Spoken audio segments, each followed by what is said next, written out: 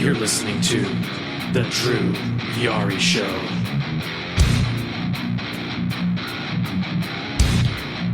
Drive!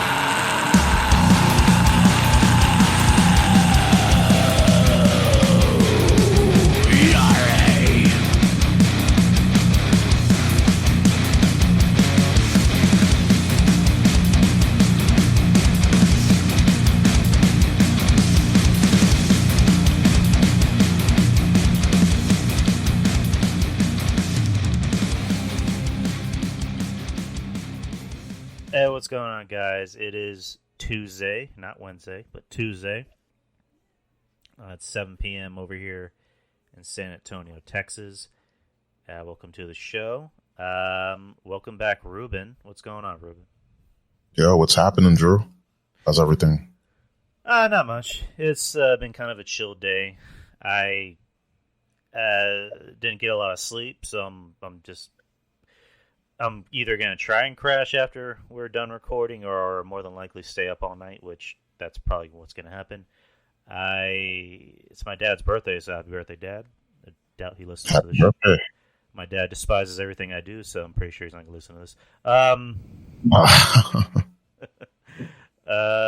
Finally got around to getting my glasses and my new contacts, or my new glasses and contacts. Okay. And I mean, it's really about it. What have you been? Well, how's your day been, man? It's been pretty chill. Similar to your day. Just been pretty chill. Yeah, just been getting around to doing more podcasts. Been getting back to that. Did one, and I have one to edit, and I have one to do later on this week. So. Yeah, it's going to be busy, and all this wrestling that we have this week. Like, Jesus Christ. Yeah, it's a if you're a fan, this might be the week for you, because there was Raw yesterday, but, you can skip that. Yeah, I'll say skip it. Skip it. Tonight is the premiere of Impact Wrestling. No, wait, that's Thursdays. Never mind. Tonight, I'm not too sure what's tonight. Oh, yeah, the Hall of Fame. Yeah, the Hall of Fame, yeah. Hall of Fame is tonight, and then you got NWA, which is every Tuesday, and then tomorrow is first night of NXT Takeover, as well as AEW, and then Thursday is NXT Takeover Night 2, and as well as Impact Wrestling, which you can probably skip that as well. Friday is SmackDown, and then Saturday, Sunday, of course, is WrestleMania. Sunday being a TNA pay-per-view or Impact Wrestling pay-per-view, which, again, skip. So, Really? I'm sorry? And is it a TNA pay-per-view? I didn't know that. Oh, Jesus. Yeah. Oh, yeah. This Sunday is... Let me find out which pay-per-view it is. Impact Wrestling.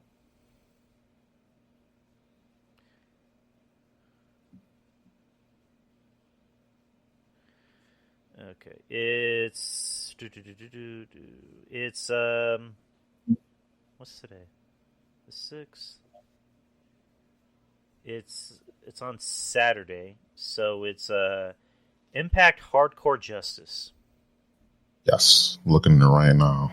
Wow, man, that's kind of bad timing for Impact. I mean, but hey, what can you do?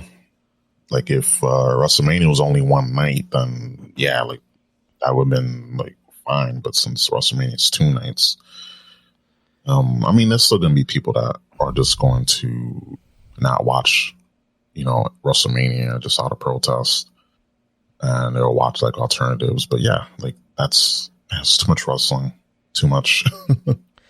Because if you're a wrestling podcaster, this is probably going to be your. This is gonna be your toughest week.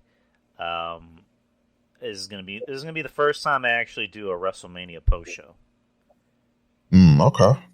Never had a chance to really do one. Now this is my chance. So it's gonna be a tough. It's gonna be a really long week. And yeah, just pretty much to everyone that's doing a show this week. Good luck. And yeah, I hope this means something for you guys. Hope it means something for us, for everybody else. Let's just hope we're not dead by the end of the week, which we probably will be. If you skip like some of the stuff, if you're, when you look at what's been given to us, like look at last night, look at what happened last night with Raw. Like that was supposed to be the go home show to WrestleMania for Raw, and that was not a go home show. And then you see on the SmackDown side that they're doing a WrestleMania edition of SmackDown, whatever that means. I heard that. What does that mean? It's just more like lazily booking, and just, instead of booking a show, let's just throw in the Andre Battle Royal and the tag team turmoil match for the SmackDown tag team titles. Right. Like, that could have been a WrestleMania card, but again, that's just, go ahead.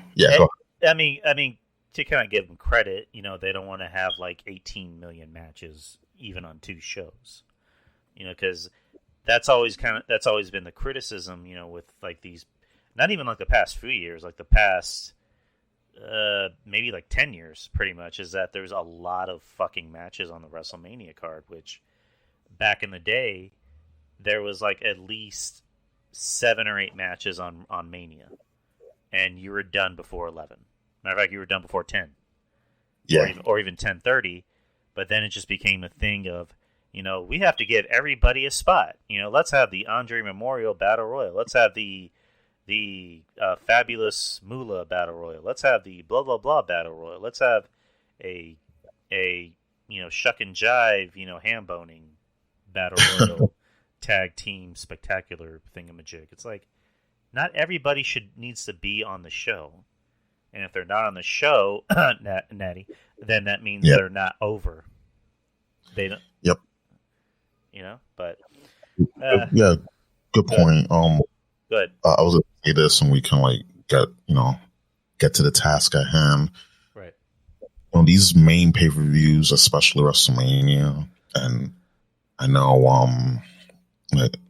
Solid Monster alluded to this, and he said that WrestleMania should be like, it doesn't matter if it's WrestleMania or a takeover, like you should aspire, if you're a performer, wrestler, what have you, you want to aspire to get on that card, get yourself over. And I feel like with this whole, like you said, have everyone, let's incorporate everyone in, let's have all these matches, it just creates an environment when truly no one is really over, and because they know, I know I'm gonna get a spot on the Mania card, so there is an emphasis for me to do what I have to do to get over, and it's both on the people in the back, the boys and girls in the back, to do what they got to do, and as well as management to strap the rocket on them. But I just feel like it's just incompetence, and the reason why just no one is truly over it. But above all that, it's creative that's failed these men and women time and time again. I kind of wish that these WrestleMania cards, these pay-per-view cards, meant something like, hey, like this feels like a WrestleMania match, like level pay-per-views to say, like this card feels like WrestleMania. This one, besides 3 matches from, out of both nights, only feel like WrestleMania. The rest just feels like filler, thrown together chicken scratch of matches, and they got to do something. But I mean, I guess in their reality, more is more. when you give so much of this, it still feels like it's just less. Like we're not getting much of anything. So less is more, and hopefully next year they'll figure this shit out, because it's going to be one night and they can't be doing this. Yeah, you're giving them way too much credit, Ruben. I don't know, but I mean, you hold out hope. that they can figure this shit out, but I think we already know, is that, I mean, we've said this before. Every year, it's always the same song and dance of, we've made more money this year than ever. It's like, yeah, but the shows suck. Yeah. The ratings are terrible.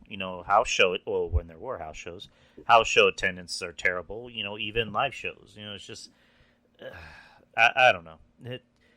I don't think they will, because, all Vince cares about is that, NBC gave him what $2 million, or not $2 million, $2 billion, $20 billion. Yeah, billion for Peacock, they got $1 billion. Right. And they got the NXT deal. They moved over to Tuesdays now, and they got like a good amount of money for that deal. And then you have the Fox deal for SmackDown. You have the NBC deal for Raw. It's like they're just getting money hand over fist, and it's like, why do I need to, book and create new stars like our lives depend on it when we're getting money? The point of any company, doesn't matter if it's wrestling, doesn't matter if it's a technological type of company or a clothing company, it's make money, it's to make profit is the goal at hand, and they're doing it. So there's no emphasis for them to say, hey, we're going to create new stars, we're going to create better shows, better week to week programming and pay-per-views and things to engage our audience. It's just more of, we're making money, we'll figure everything else out. That comes like last. Yeah, well, according to Stephanie, they listen to the fans. So, I mean, what else can we say? But let's dive into the task at hand. We got NXT Takeover Night 1, April 7th, which is tomorrow. It'll be on Free TV, USA Network. Let's start with Pete Dunne versus Kushida in a singles match.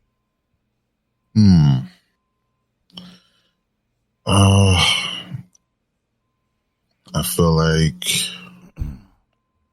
well, Kushida was on a mini win streak, and we haven't been seeing much of Pete Dunne, so I'm guessing just by weighing those two factors, and I think they're gonna have Pete Dunne win, but you never know, because it seems like they will push someone, and then they'll like bring down. So I think that they're gonna have Pete Dunne win here. I kind of see that going. Kushida is kind of a shame, because it looked like he was doing something for a bit. He had that match with Gargano at the last Takeover, which I thought was the best match of the night. And ever since then, he business as usual. He's just been kind of a guy who can just go out there and have a good match. They haven't been pushing him, which sucks, because I like Kushida. Pete Dunne, I'm not the biggest Pete Dunne fan. To me, he kind of has go away heat with me. Like, I see Pete Dunne, and it's like, why are you wearing a singlet? Like, why do you look like a teenage girl with acne? I'm not. And if you want some good Pete Dunne shit, go to our episode with Kevin and RJ and Monty. Kevin just ripped Pete Dunne a new asshole, so go listen to that. That was actually the first episode of the year, so it was a good episode. I will. You're going to want to listen to that. But yeah, Pete Dunne, I'm pretty sure he's going to win, because they still like to see Pete Dunne as a thing. But whatever. Yeah. Go ahead. Yeah, I was going to say, I mean, it's like, just from a booking standpoint, I feel like they're going to go with Pete Dunne, but like Kushida, there is something to like about him, but at the same time, like, we all know that for him to win, maybe if he went after the cruiserweight title, but other than that, I don't know like where he's gonna go, because he was in top contention before, but it's like the other guy went over in that case. So I feel like just out of proxy, they're gonna give the win to Pete Dunne. But I don't know. He doesn't need it, but I don't know. It's just, this just, I won't say a throwaway match, but it's just like, this shouldn't be on the takeover. Like, I'm sorry, this should not be on the takeover. I kind of disagree, and I'll explain why. This would be a takeover match if there was a reason behind it. If there was either a title or if there was a storyline and not just a throw together. Let's just throw this together because fuck it. You know what I mean? So, yeah. I mean, for that case, it shouldn't be on takeover, but if there was a reason behind it, whatever. But anyways, next match, you got Walter defending the NXT UK Championship against Tommaso Ciampa. I mean, you got two guys that are going to go in there and beat the shit out of each other, so it's going to be an entertaining match. Ciampa can work with anybody that's either his size or not his size. And then you got Walter, who he's able to adapt to anyone who's either not his size or his size. He had that match with, Dragunov, which, was a fucking amazing match. And, I mean, this is going to be a good match. Clearly, there's no chance in hell Ciampa's going to win it. No, not at all, no. This seems like a favor for Ciampa. So, but, Walter's going to win this. It'll be a good match, but Walter's going to come out on top. Yeah, this match, even though I feel like with wrestling fans, like, we don't like things that are too predictable, but sometimes having that predictability can be a good thing, because we know that Walter isn't losing that title. No way in hell. I feel like, I don't know if you said this or someone else said this, but the only person that should beat Walter, just decisively is Karrion Kross. I don't know if you or another person said that, but just, I feel like in a realm that makes sense, Walter should not be losing to anyone. He can put on good matches. He can chop the shit out of you, but he should not be losing a match, let alone the title. And, Tommaso Ciampa, he put him in the ring with, anyone he could pull out a good match. And I'm very excited for this match. I'm actually looking forward to this whole card more than WrestleMania. And this match is one of the reasons why I'm looking forward to TakeOver. Right. Did you have a chance to watch that? They had a press conference on YouTube. Press conference? They had a thing for NXT Takeover as a press conference. They had, they just had the big matches. They had they had Walter, Tommaso Ciampa. They had the women's match. They had the NXT title match, and then they had the Cruiserweight Championship, opponents. And they weren't in front of anybody. It was basically they had Wade Barrett, being the mediator and reading questions from, actual, wrestling journalists, like, Dave Meltzer had two questions, Mike Johnson, a couple other people. And it seemed like it was off the cuff, like it wasn't scripted. A lot of everybody up there was, just saying what's on their mind as far as how their character would react. And it was actually very good. You should go out of your way to watch it. It's at least 40 minutes, but it's actually worth the watch.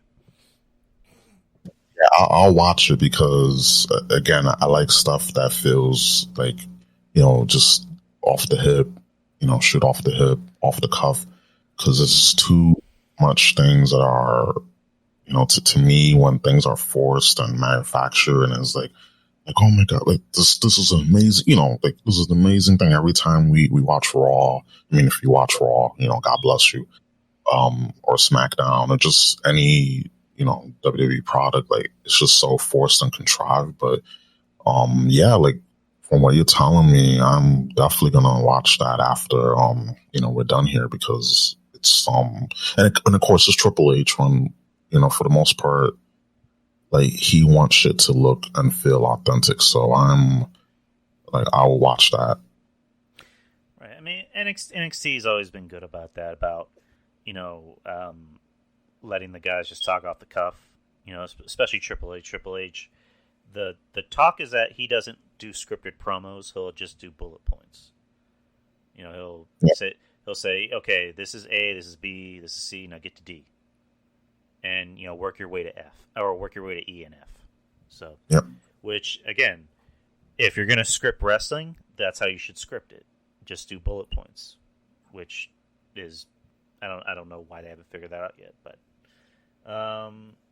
what's after this? So we got a 6-man gauntlet eliminator match. Winner will receive an NXT North American Championship match on night 2. The competitors are Leon Ruff, Isaiah Swerve Scott, Bronson Reed, Cameron Grimes, Dexter Lumis, and LA Knight.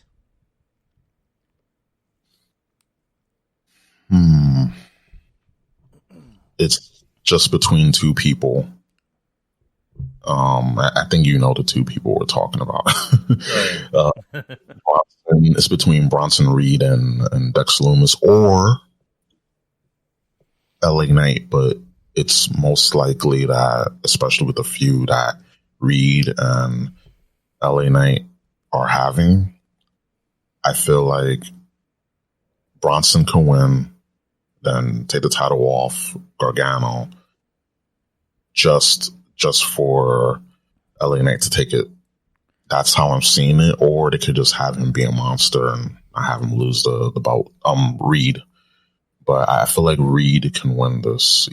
I like Lumis. Like, I'm a big fan of his, especially in his TNA days. But he should have been at least, North American champion already. At least. He won't be sniffing that world title until after, Karrion Kross is, in the main roster. But yeah, Bronson Reed is like my pick. I'm gonna go with Lumis because are you fucking kidding me? Okay, here we go. I'm gonna go with Lumis. Lumis just kind of seems like the odds-on pick. Reed and Knight seem like they're gonna continue their feud. Not Dexter Lumis, Cameron Grimes, again, a heel versus a heel won't work out. Isaiah Swerve Scott, I like him, but it just seems like they don't know what to do with him. Like, yeah, it's a shame.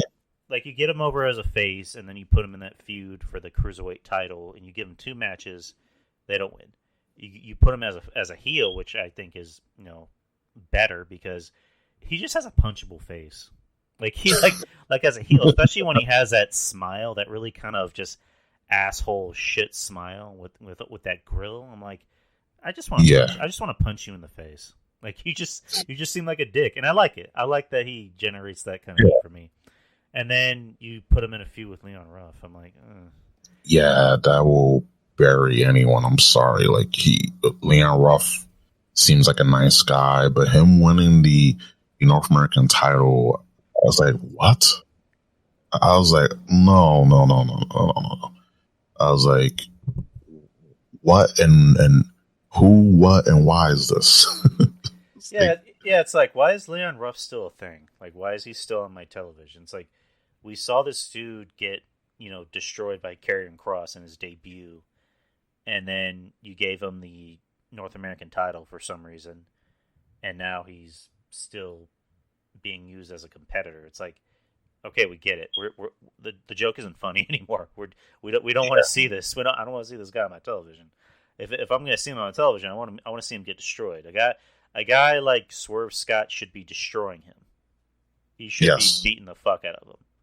But going back to my choice, Dexter Lumis, just to continue this feud that they have going with him and Austin Theory, which I think is kind of funny.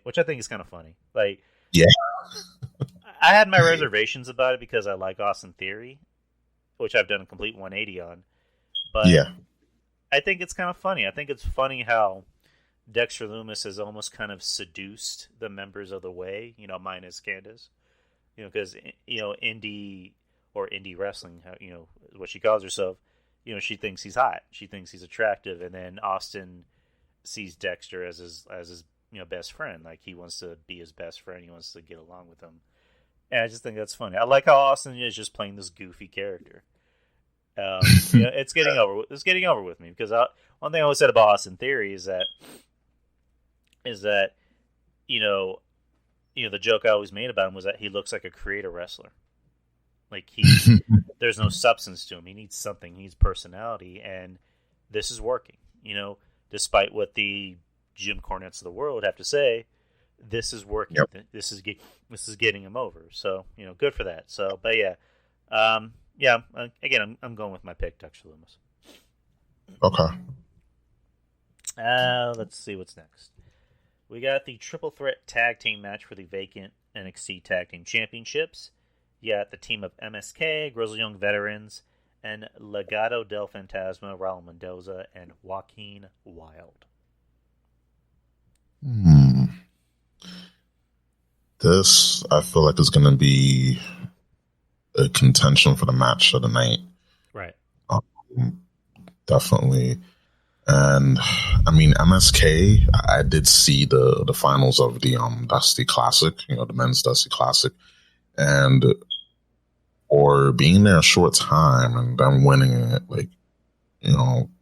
I can see them being tag team champions since, the NXT tag title vacant. It's a toss up between the veterans because I know the tag titles have eluded them many times, and MSK, they're up and coming. They're the new team on the block, so it's between these two teams. Oh, man, but I'm gonna go with the veterans. I'm gonna go with the grizzled young veterans. Grizzled young veterans. English is not my strong suit tonight. I'm gonna go with those guys. I'm gonna go with those guys because it seems like they could win them and have the babyface team being MSK chase from. Even though it will make sense for them to win it, but I feel like it's better when you chase for the title rather than just winning it. But I'm gonna go with the Grizzled Young Veterans. I think that's my choice too, and I'll explain why. It's because I love MSK, but I think if you give them those titles too early, it could maybe be detrimental for them. Because the point is you want to get them over, and if you give them those titles too early, people are going to expect too much from them. Which, granted, they've been able to live up to expectations. As a matter of fact, they've exceeded, the low expectations we had from coming in. I think the better choice, like you said, is have a team like the Grizzled Young Veterans win it, and like win it in a the heelish way possible, where MSK is it looks like they're about to win, and then Grizzled Young Veterans hit them while they're not looking, and then they take the pin. They take the pin away from them, and that's your feud for the summer, leading up to. I'm assuming they're doing a takeover before SummerSlam. That could I believe so. Yeah, I believe so. Right, so that's your takeover match. That's your big money match. So I'm going to go with the Grizzled Young Veterans, just solely based on that fact. Yeah. And okay. So what will be main event? The main event of night one is you have the NXT Women's Championship. You got Io Shirai, the champion, against Raquel Gonzalez. Ooh, Jesus Christ. I know you saw that. First of all, I saw the whole YouTube video that they had of Raquel and her training, and then the confrontation that she had with Io backstage, and then just throwing her through a wall. Mm-hmm. Oh man, I'm a fan of Raquel, and I love Io Shirai. Io Shirai, she's one of the best in that women's division. But Raquel, she's improved immensely. And the fact that they're putting, they're strapping the rocket ship behind her, because they want her to be like that. She's Mexican. Yeah, she's Mexican. The Mexican China, she has that look. She's pretty. She has that, built look to her. And this, I think Io Shirai's, to sum it up, Io Shirai's title reign is gonna end. It's gonna end tomorrow night. So I'm gonna go with Raquel 100%, 1,000%, because just how well they've been building her up, and as they should, like they should be doing this more often in the main roster. Right, and again, I'm gonna go with Raquel. Again, I like Io, but Io, it's really time to get that title off of her. I know Kevin Castle pointed this out. I'm not sure if it's accurate, but just the ratings haven't been great with her as champion. And I don't want to. I don't know if Kevin is just primarily putting that on her because it's a team effort. But Io's title reign has been good, but it's just like, we kind of need something new right now. And Raquel has improved, and Raquel looks like a beast, and she's the Latina China, but can also at least wrestle. She can cut a promo. And she looks like an ass kicker. And, we need more women on the roster that actually look like an ass kicker. And, Io can hold her own. At least she's not doing this Joshi princess shit. But we need more women like a Rhea Ripley, like a Raquel, that just look like ass kickers, or at least women that at least look athletic and can go out there and have an athletic match, like a Toni Storm or a Mercedes Martinez. So, looking forward to this match. I mean, this could more than likely be the best match that Raquel will have. So, yes, I'm pulling for these two. I'm pulling for these two to actually go out there and fuck shit up. So, I mean, hey, ladies, we're pulling for you. We're pulling for you to go out there and just fuck it up. Yes. We all are. So let's go to night 2. Night 2 will be on the Peacock, so it'll be the first NXT Takeover on the Peacock. Let's start with the NXT Women's Tag Team Championship. Ember Moon and Shotzi Blackheart versus The Way, Candice LeRae and Indy Hartwell, or Indie Wrestling, if you will.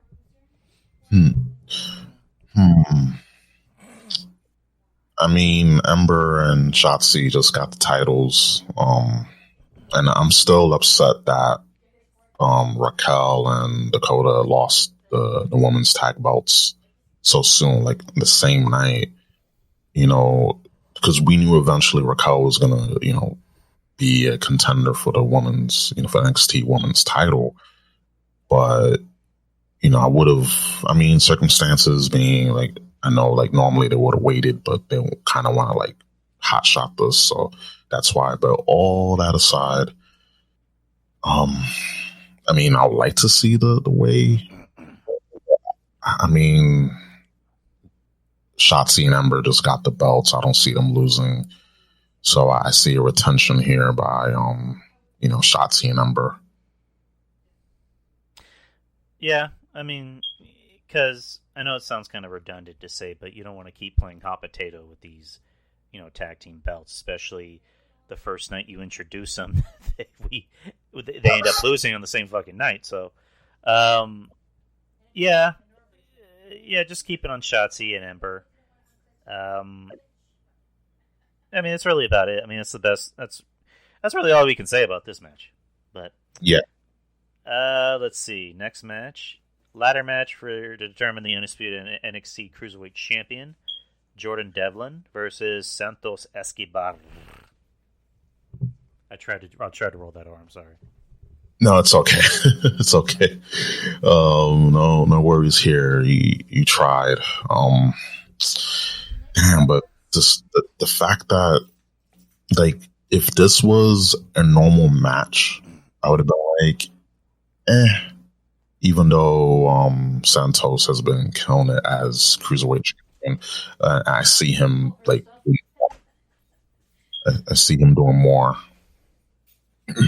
I see him doing more as just having a bigger role, and Jordan Devlin just with everything going on with with the travel ban, so he wasn't able to come to the States.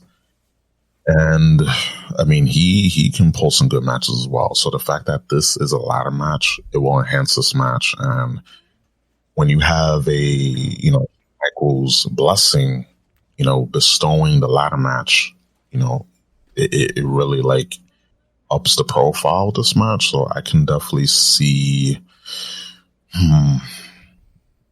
I think Jordan Devlin becomes undisputed heavyweight champ. Like, it's like the only way if that means that they're gonna do something else with Santos and just move him a little up, move him higher towards the card, right? Than Devlin. But I don't know. He can retain. He can retain, but then be undisputed. But at the same time, Jordan Devlin, like, he hasn't had a chance to defend his title, and I think I'm gonna lock it in. Jordan Devlin is undisputed cruiserweight champion. Yeah, me too. It's just one thing about Escobar is I've always said you look at him, the guy looks a lot more physically imposing than Finn Balor, and Finn Balor is him and Finn Balor are kind of like around about the same height, and you put them two together and you show it to a casual wrestling fan. It's like one of these guys is the heavyweight champion, and one of these guys is the cruiserweight champion, and that's for the undersized guys. And if you tell that to a casual fan, they'll be like, "But they're kind of the same height." Mm-hmm. It's like the pale, Irish dude is the heavyweight champion, and the really jacked-looking Mexican guy is the cruiserweight champion. It's like, but he's not that undersized. It's like, yep. So, again, I like Escobar. I've always thought that cruiserweight title was holding him back because he's a guy that needs to be a lot higher on the card. He's the guy that should be in the big money matches. And I say big money because it's just like a figure of speech. But, like, the big matches against, like, an Adam Cole or a Kyle O'Reilly. Just recently he was in a hell of a match with Karrion Kross, and that was just like by circumstance. So I hope Devlin wins because, again, Escobar needs to have that star treatment. He needs to be in the bigger, more meaningful matches, and that cruiserweight title has just been holding him back. Another thing I want to point out. Two things actually. Yep. I see Jordan Devlin and I see Finn Balor. Like, I just remember, I just kind of thinking to myself, like, did Finn Balor leave his son in the ring? Like, what the fuck? And also, wasn't Jordan Devlin a part of that whole speaking out scandal? I think so. I heard like rumblings about that. Like, only since he's been back on the on the spotlight. So I was like, wait a minute, really? Like, because I was like, I knew what was going on, but there's so many people that I was like, oof. And then now, like, people are like dredging that up to the on the surface again. It's like, really? So there's a lot of things, but I guess he wasn't, like, there was enough evidence. Maybe, I don't know. I mean, we can chuck it up to that.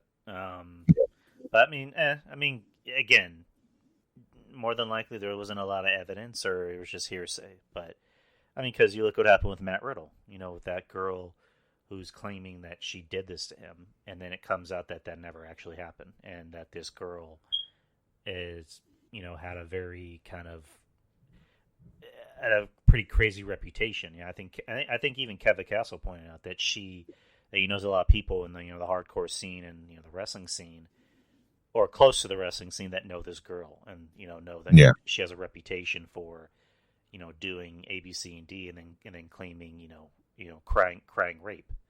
So and I don't want to spend too much time on this. I just kind of wanted to point. Yeah, no, it's a good point to bring up though. So it's good. But this has the opportunity to be the match of the night because we talked about it where you and me agreed that this match alone before it became a ladder match was I mean, it'll be okay, but then they then they just kind of then they literally threw a ladder in the equation. You're just like, okay, my attention. So yep, enhances like something as simple as a ladder will enhance a match, and I feel like if this was a normal match, one fall to the finish, it would have been like, but maybe if not a ladder match, but it's symbolic, because Razor Ramon, Shawn, but maybe if it was like a Iron Man match, like a 30-minute Iron Man match, or maybe an hour, but I'll say 30 minutes. Like these guys, but yeah, like those two stipulations, a ladder match or a Iron Man match, like either way, I would have been like glued into that match more to this match, to say more, because it's like the added stipulation, that drama, and it's for who's going to be the undisputed NXT Cruiserweight champion. So it's like, yeah, you got to have that. It can't just be a regular match. But yep, like we both said, Santos is destined, like he should be higher up on the card. And Jordan Devlin, he can chill in that cruiserweight and contend, but he should be, and I feel like will be, undisputed NXT Cruiserweight champion. Right, and hopefully that's the case. Yep. Next match, you got Johnny Gargano defending the NXT North American Championship against whoever wins the Gauntlet Eliminator from night one. You and me. Well, you decided on Loomis or possibly Bronson Reed. I just went for Loomis. So let's just kind of play with different scenarios. So if Bronson Reed wins, how do you think that plays out?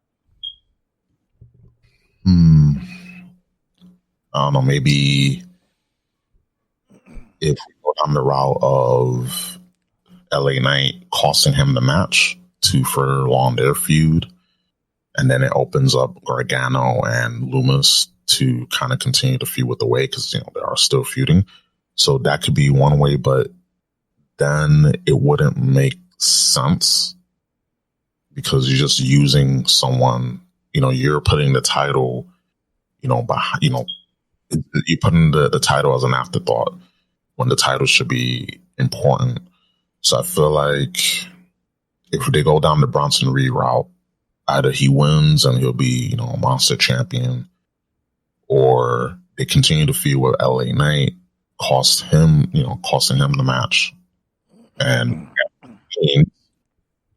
then down the line they will continue to, well, not down the line, but it will continue to feud with Loomis, and then eventually Loomis will become NXT North American champion. But if Loomis wins the Gauntlet Eliminator and he faces Gargano, I think that Loomis will win like straight out, maybe with some like hokey interference, or I hope not, but if he wins clean, or just like a distraction, won't be too bad. But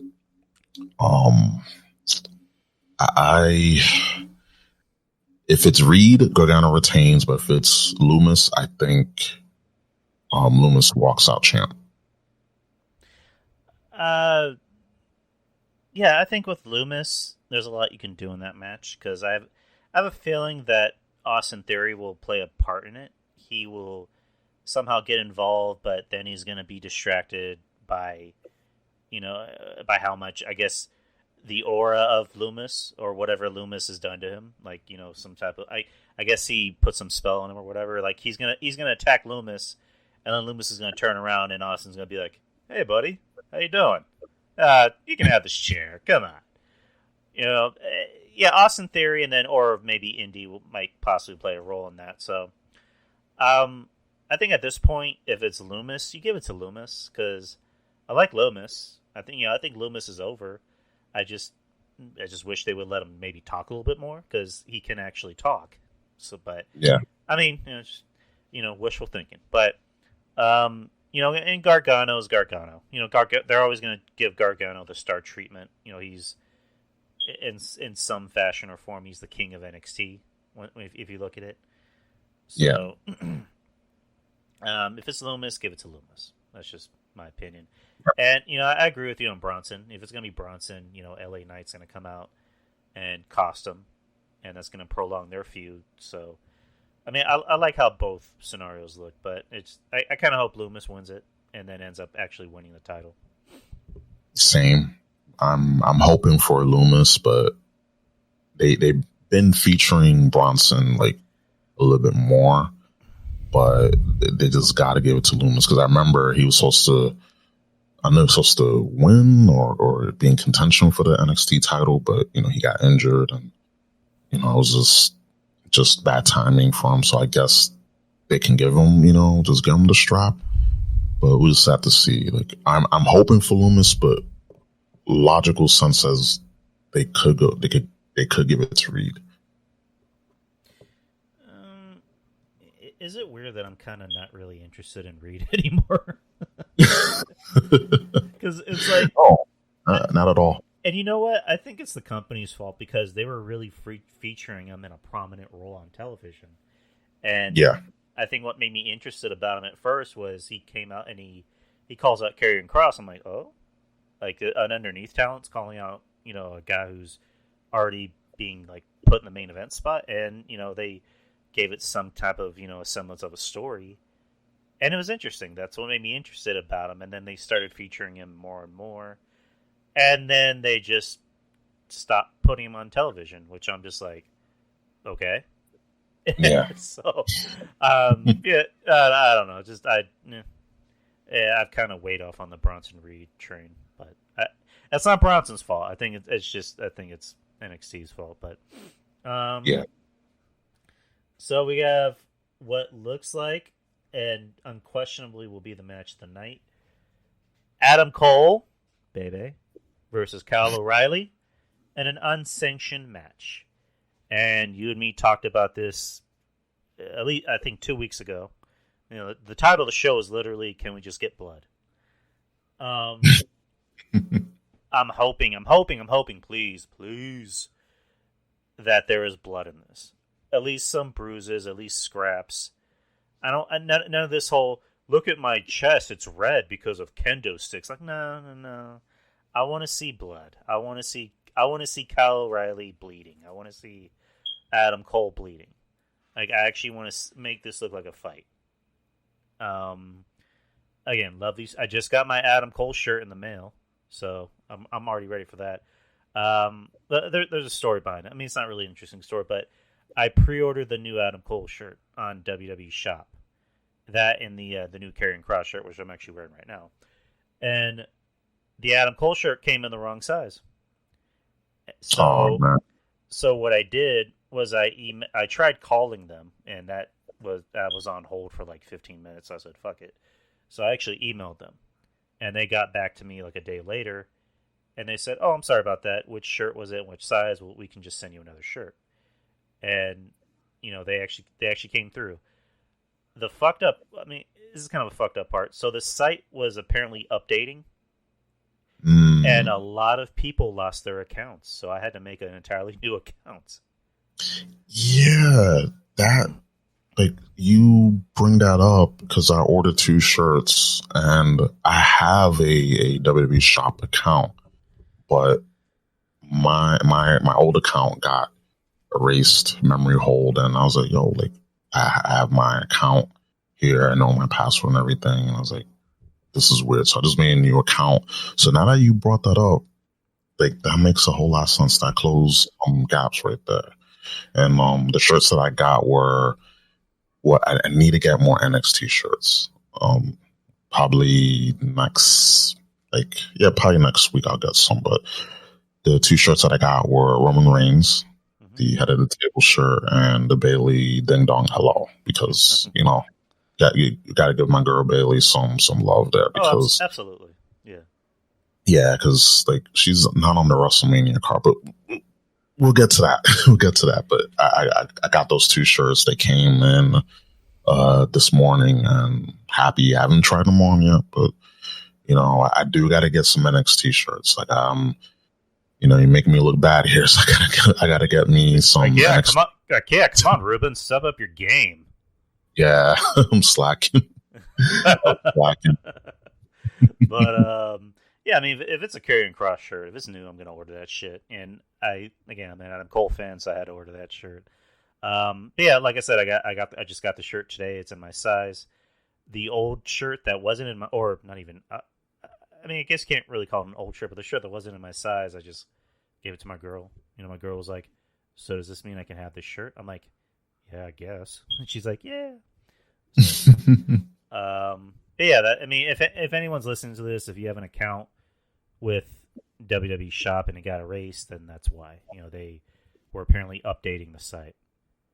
So, anyways, but back to the match: Adam Cole versus Kyle O'Reilly.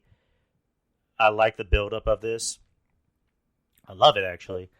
I loved the promo from the recent show, which was actually produced by Jeremy Borash, if anyone's asking. It makes a lot of sense. Yeah, okay. Where they're in the interrogation room, or what looks like an interrogation room, and they're giving an interview or a statement as to why they hate each other. And of course, showing the footage and photos of them, before WWE, when they're in Ring of Honor, when they're in Japan. I love it. This NXT card is obviously heads and shoulders better pushed than WrestleMania, which we'll delve into that. Don't worry about that, guys. But we'll delve into that. I'm gonna enjoy this match. I know I am. I mean, because Adam Cole and Kyle O'Reilly, how can you fuck that up? These two will not fuck it up. NXT will not fuck it up.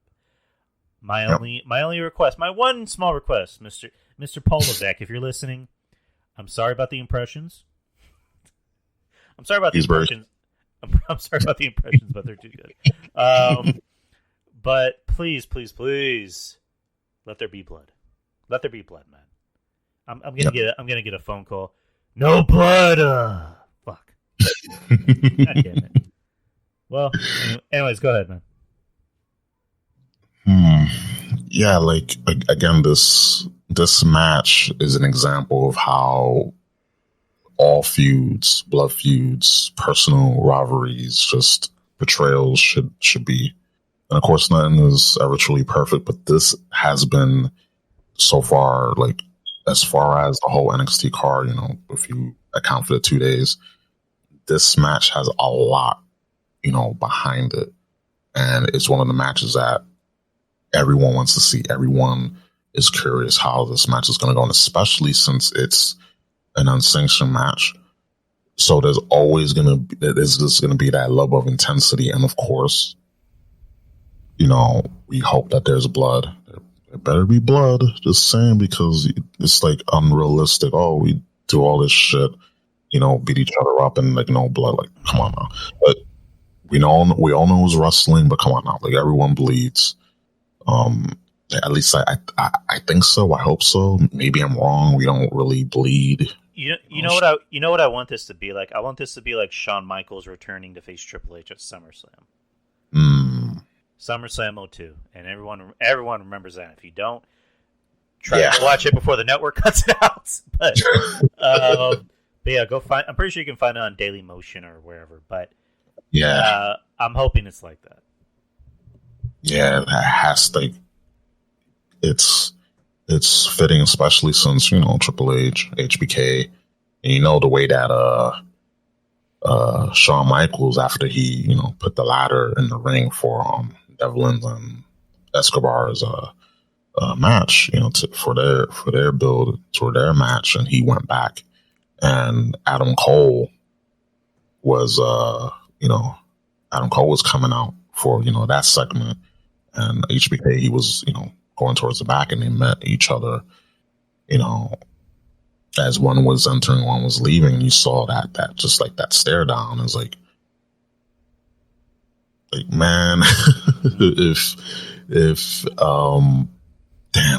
HBK wouldn't have had that match at Saudi Arabia, like this could truly would have been like his last match.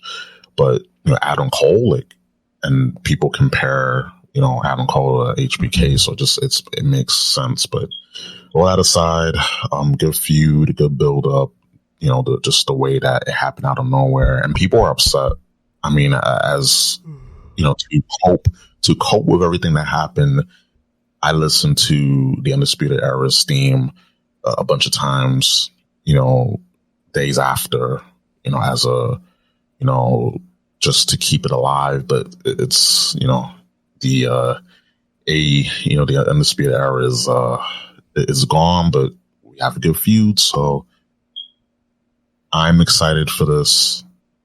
I want this to be a good match. I want it to be blood.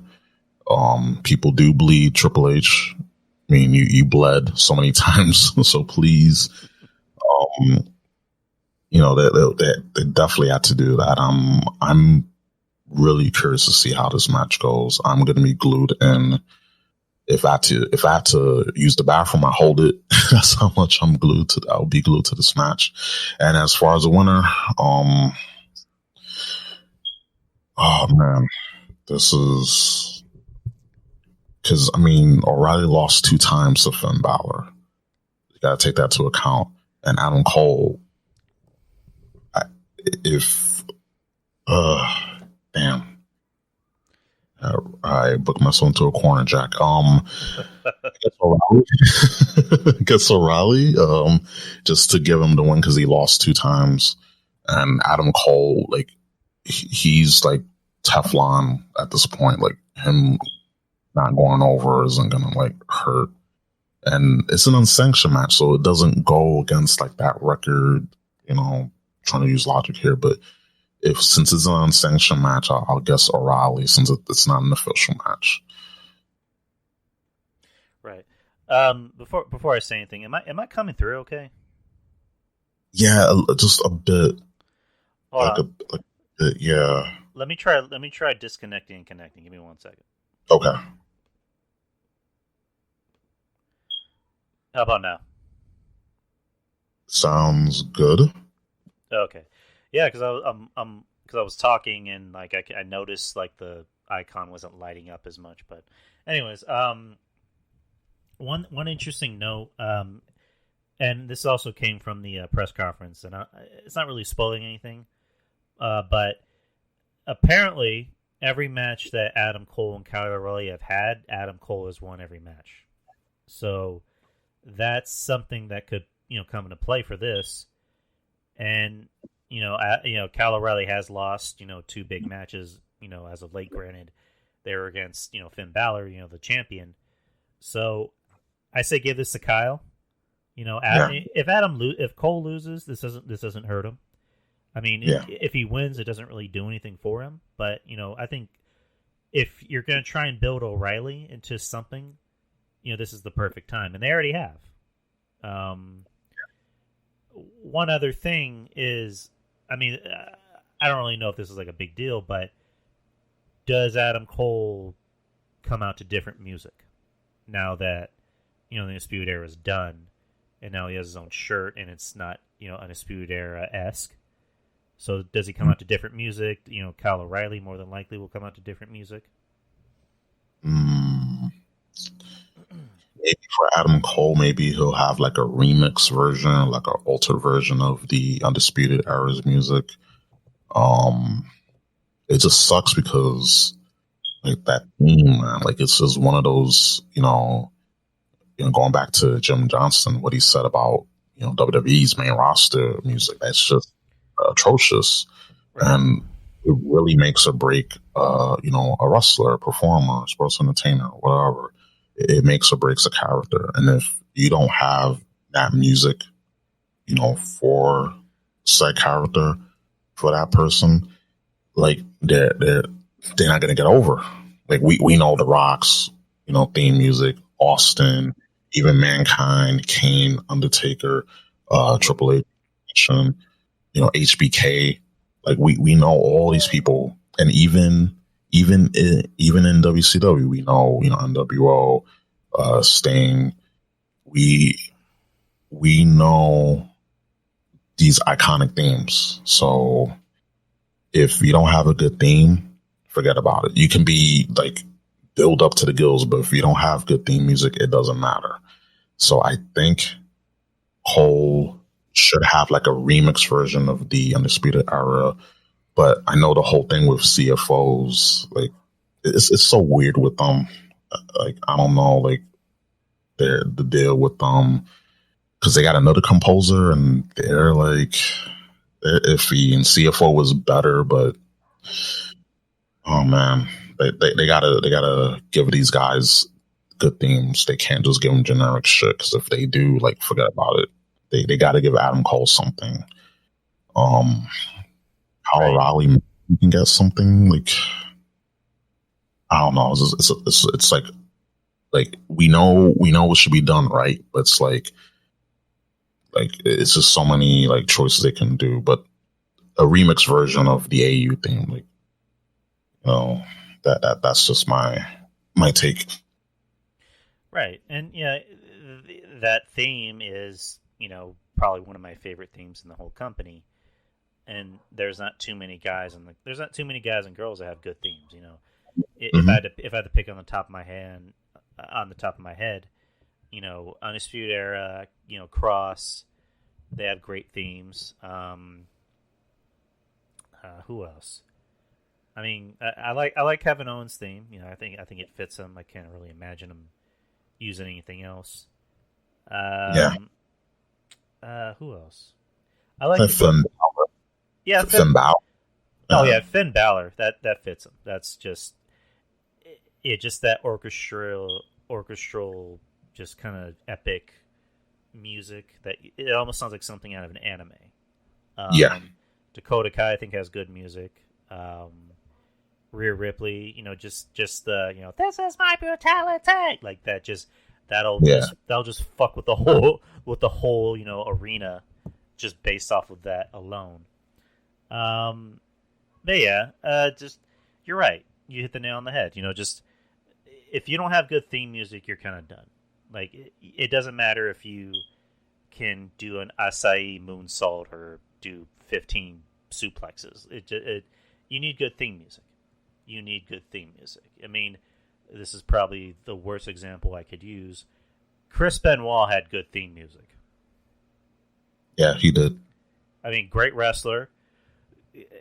If you take off the obvious, let's pretend 2007 in June didn't happen. If you take that away, great wrestler. He had shitty music in WCW.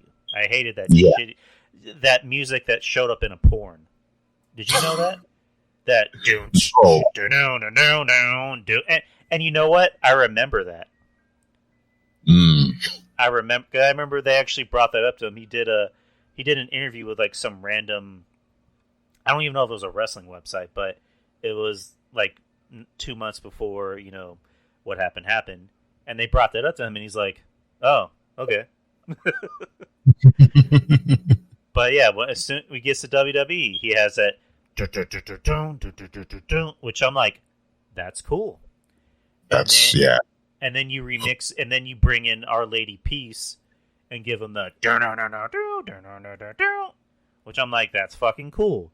Which, granted, it's kind of hard to listen to that today without thinking about what happened. But let's get away from Benoit. That was the worst example I could use. But we're already set on what we think this match should be. We already know it's going to be enjoyable. But you could, it's like that meme of Pedro Pascal and Wonder Woman. This match is great, but it could be better. Yes. Just add blood. That's all you gotta do. Add blood. None of that catch up looking blood you saw in AEW on the Young Bucks' father. Like blood. We want to see blood. Anyways. Yeah. It's in the main event, my man. Main event of night 2. You have Finn Balor defending the NXT Championship against Karrion Kross. Karrion Kross was the former NXT champion, but as we all know, he was literally wrestling with just one arm against Keith Lee at Takeover back in August, and then he had to give it up the next night, and then Finn Balor won a tournament, I guess a mini tournament, to win the title. So he's been the champion since September. Doing a great job. You love me some Finn Balor. I think his run in NXT has been probably his best yet. This is probably going to be the best match that Karrion Kross has ever had. Oh, definitely, for sure. So I'm expecting a good match. Probably won't be the match of the night, but I'm expecting a good match. Cross more than likely should win. I mean, he will win. And I'm interested to see what goes on after this feud because I kind of want this to be an ongoing feud. And when I say that, I'm not saying I want Cross to lose.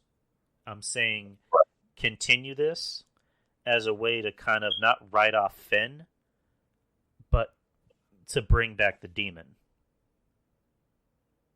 Yes. How long since we seen Demon Finn Balor? Like, I think it was in a match against Baron Corbin. That's all I remember. That's a long time ago. A real long time ago. Yeah, like it's time. Like for of course, like this match, like doesn't need it, but I feel like the next match in their feud, which of course, like I feel like the feud has to continue, and these guys, these two lads, go really well with each other. You know, they complement each other, and we need that. Like we need the feud if it were to continue to to be brought to the next level. And how you do that is with the Demon gimmick, and we haven't seen it in such a long time. So, of course, like you, I'm in the camp that Karrion Kross should win. He didn't get a fair good reign being NXT champion because he got injured. The next Wednesday night, and I feel like with Brock Lesnar when he faces off against like opponents smaller than him, this is where I feel like Karrion Kross should be fighting, opponents like a little bit less than his size.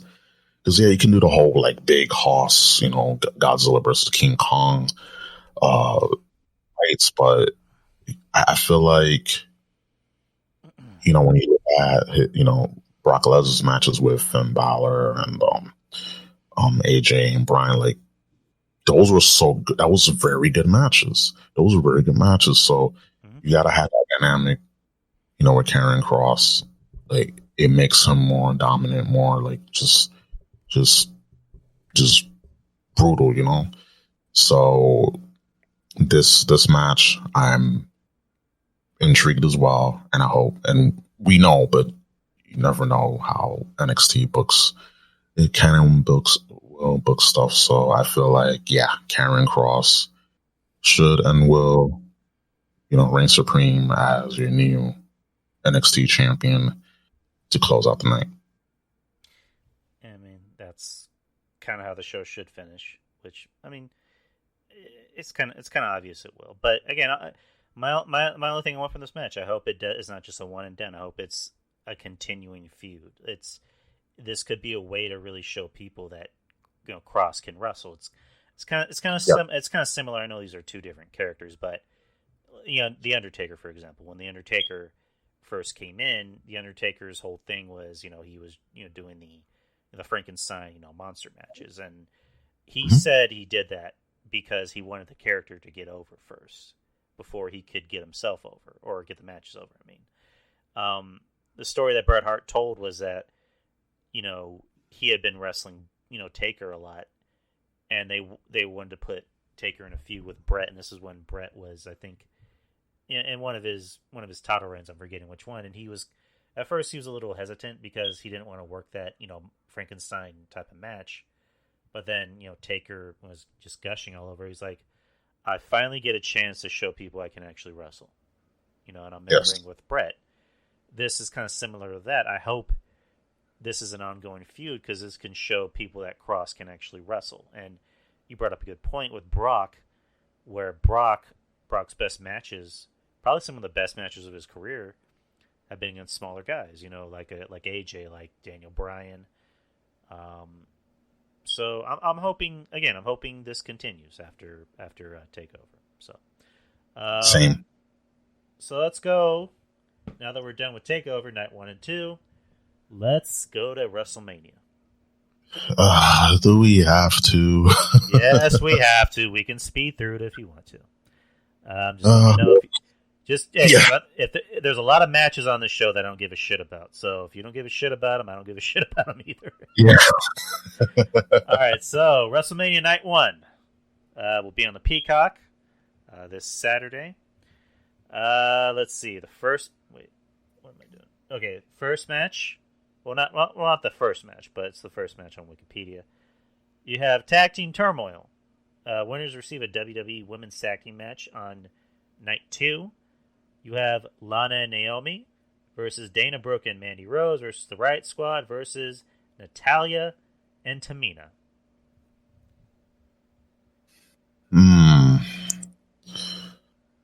This is, and I brought a Bailey shirt.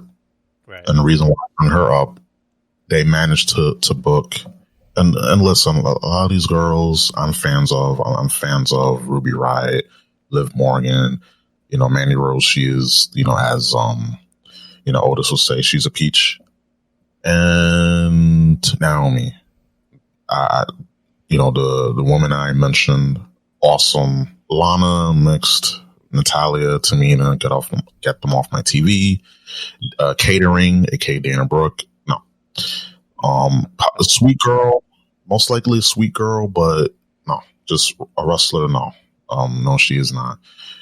You have all these girls on, and I think there's another tag team that might be joining, Billie Kay and Carmella, which again doesn't make any sense.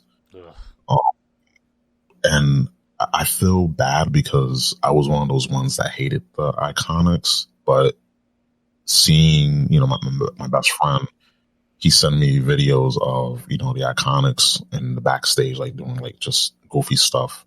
And yeah, they seem, they're loud. It could be annoying, but like, I feel like the stuff that they were doing in the backstage was so much better than the stuff that was doing on TV. And just, you can watch that and it's more entertaining than Raw. Like it's entertaining than every Monday Night Raw. Anyway, you have Bailey out of the card, and you have these women in. It still baffles my mind still, and only a few days out, and Bailey has not had she's not any match, not scheduled at all for a match. So just for the sake of argument, I want Liv Morgan and Ruby Riott to win. Probably they're going to have Tamina and Natalya. But Liv Morgan and Ruby Riott, they got to win.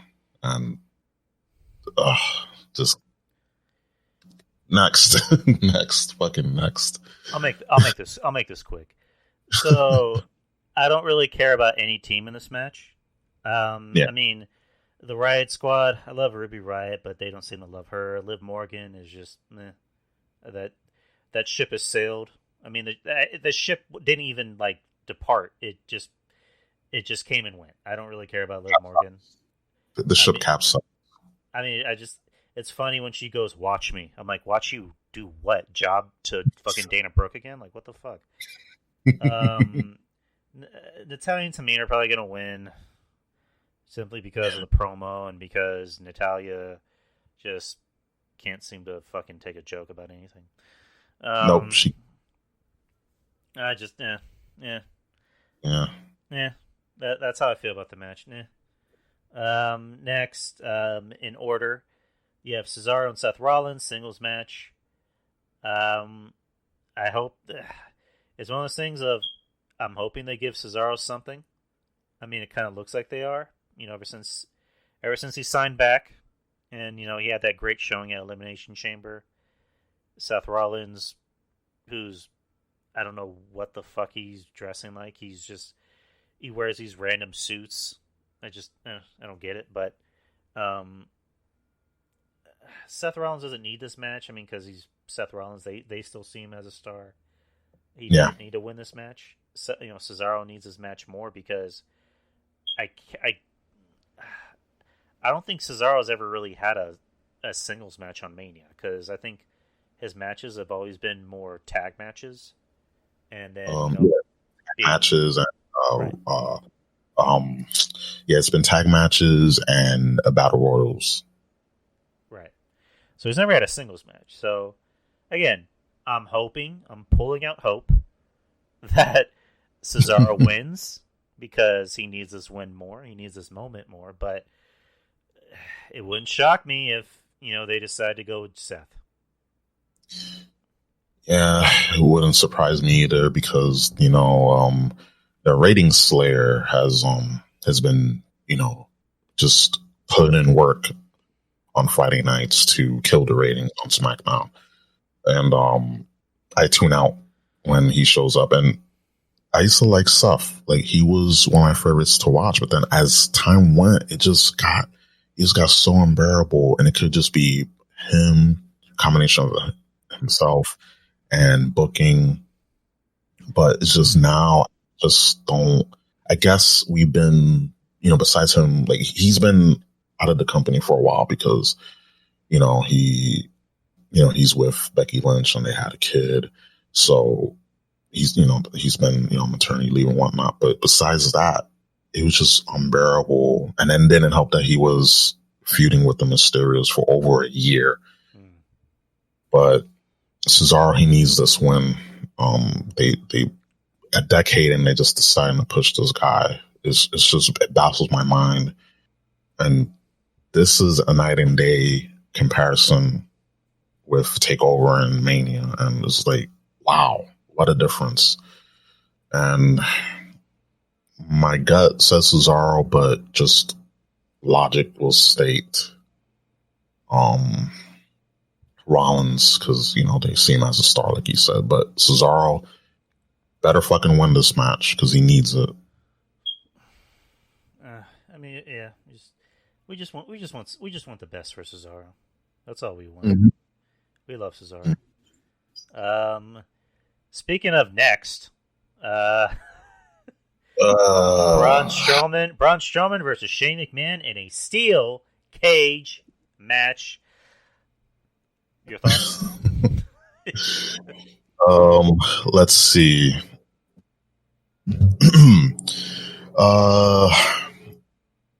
Next. Rightfully so. Just bad booking. Just to quote Jim Cornette, lazy booking. Yep. I won't spend too much time on this match because it doesn't deserve that much time, but I'll make it quick. Braun Strowman, they've just completely ruined. They have neutered. They've made him look like a complete bitch. He is the new Big Show, in a sense where he's become a heel, a face, a heel, and a face, and a heel, and a face. They give him these bad storylines. Do you remember, Ruben, 4 years ago when he fucking flipped over an ambulance? Yes, I do, Drew, because I was there live when he flipped over the ambulance. I was there live. That's why I'm pissed off, because I went there like, hey, my Roman Reigns band, armband or whatever, the glove. I was like, yeah, and then dude just flips over the ambulance, and I'm like, oh fuck. I was like, I actually stood up out of my seat when I was at that Raw. I was like, oh shit, this, of course, it was, theatrics, but just him flipping ambulances to now in 2021, he has train noises. Can we? But yeah, I forgot about that. They literally, if anyone doesn't know, they literally decide to add train noises to when Braun does the, I guess, I don't even know what to call it, is choo-choo train thingy where he runs around the ring and, runs over people. They literally decide to add train noises. A fucking grown-ass guy, a guy who looks like a fucking killer. They decide to add choo-choo train noises. It's like...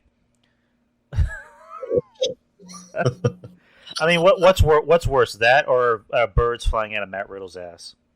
I mean, I like trains, but damn, they just make me hate trains. Like WWE, Oh my god!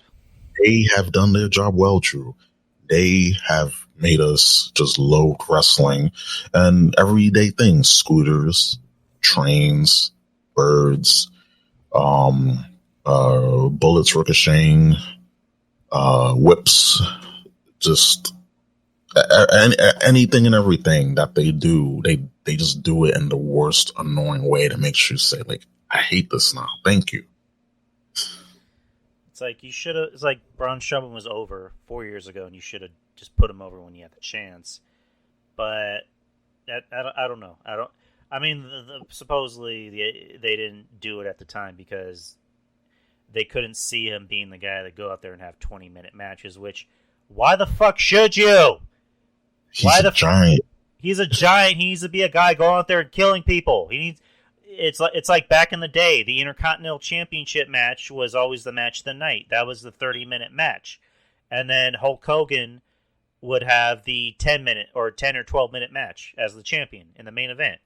That's how you should treat Braun Strowman. Not everybody needs to go out there and have a fucking 30-minute classic. Not everybody needs to have a freaking Iron Man match.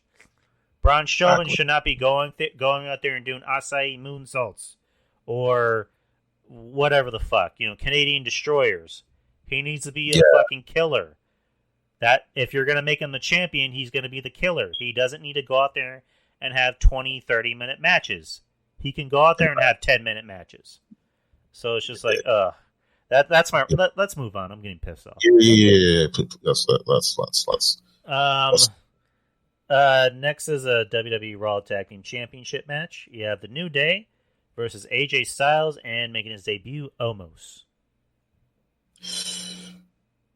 Ooh.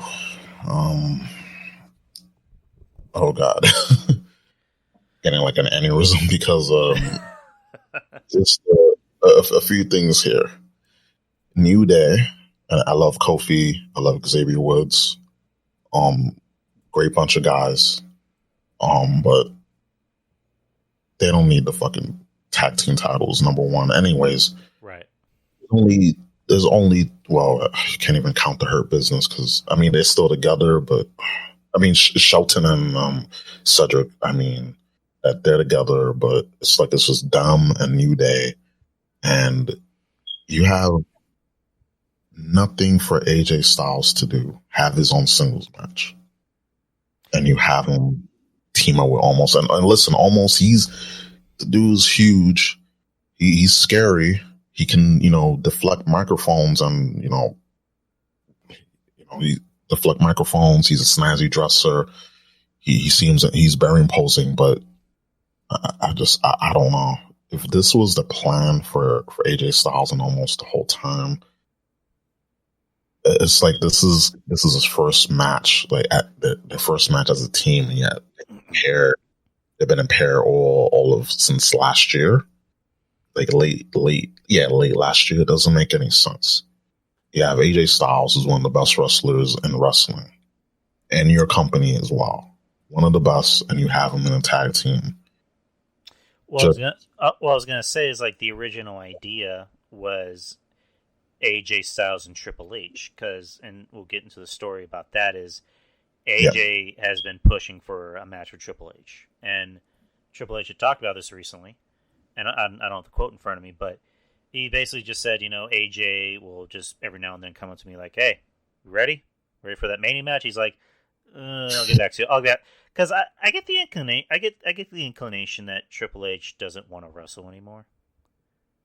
He has really no desire to wrestle, because I remember, it's kind of in topic but off topic, but when, there was the NXT, versus main roster feud, and Triple H was, kind of putting himself in the forefront, everybody was worried that, Triple H was going to, insert himself into the match, but he didn't. And then he gave a, talk saying, I really have no desire to get back in the ring. And the last couple times he has been in the ring, they weren't really memorable. So I think he just really, The only thing he cares about is just helping out the young talent, helping out NXT. And I mean, a match with AJ would have been good. I mean, I would have loved to see that.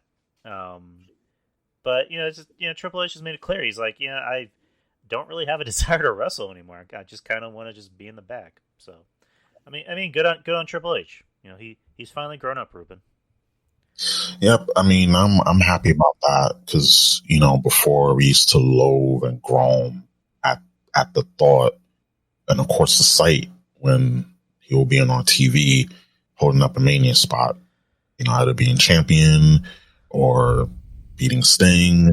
Still not over that, and I feel like now he feels like, okay, done all I can. Now it's time. Like we need stars. What good is it if I'm being willed out there when I'm like 70 something trying to wrestle, even though that would be dumb and stupid. But, just in that analogy's sake, like I get why he just decided, okay, I'm done. I have no desire. I'm just going to push the young guys.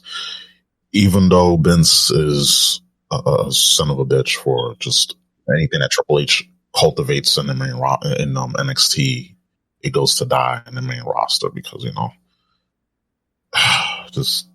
oh man. But as far as this match goes, I don't care. I kind of want the titles off of New Day, just so off of New Day, so that way AJ and almost can just reign and just do whatever. They got to merge them, the divisions, because there are only two tag teams. There are two tag teams on both shows, like legit tag teams. I'm just like, what tag team is like no tag team? You have all these makeshift teams together. Same with the women's division, the tag team division. It's just schmoz of people together. It's really bad. So after WrestleMania, they need to do surgery. I smell some releases. To quote Wrestling Soup, they got to do a bus flip. They got to do like those bus flips. They got to do some of those bus flips like immediately because there's just so much dead weight on this roster, like so much. Exactly. You're right. I mean, they have a lot of work to do after Mania because they have a shit ton of people on the roster, and you got nothing for them. Either do something for them or release them. That's all you got to do, especially if it's people that are just dead weight, i.e. Baron Corbin. But they're never going to release him. And when that time comes to do a bus flip, we're definitely going to cover that shit. I don't care what day it is. We're going to cover that shit. I'll be there. Oh, yeah, you will. As for this match, again, I don't care. New Day doesn't need to be tag team champions. The fact that they beat the Hurt Business, and we'll get into the Hurt Business in a bit. But, yeah. This match just stinks of, we needed something for AJ to do, which is unfortunate. And it's funny that now in 2021, it's like, you know what? I kind of wanted to see AJ Styles wrestle Triple H. Yeah. It feels weird saying that, but I mean, I'm always going to be an AJ fan, regardless. I love AJ. Almost. We'll see what he can do, but yeah, I mean, New Day doesn't need to win this match. New Day doesn't need to be tag champs, so I guess give it to AJ and Omos. Either way, I don't care. Anyways, moving on to what is now a tag team match. Another tag team match, Ruben, if you can believe it. Bad Bunny making his debut along with Damian Priest versus The Miz and Morrison. Oh man, this reeks. One thing I can say is a positive. At least Damian Priest is getting a Mania moment. Yeah.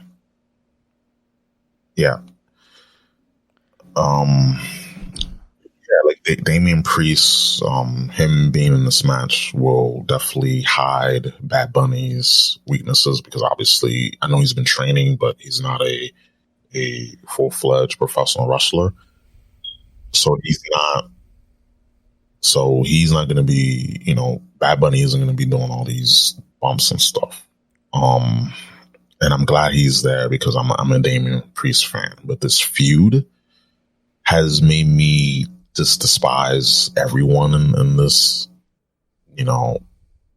because Damian Priest, look at him, he's like what? He's just over 6 feet. He has that look.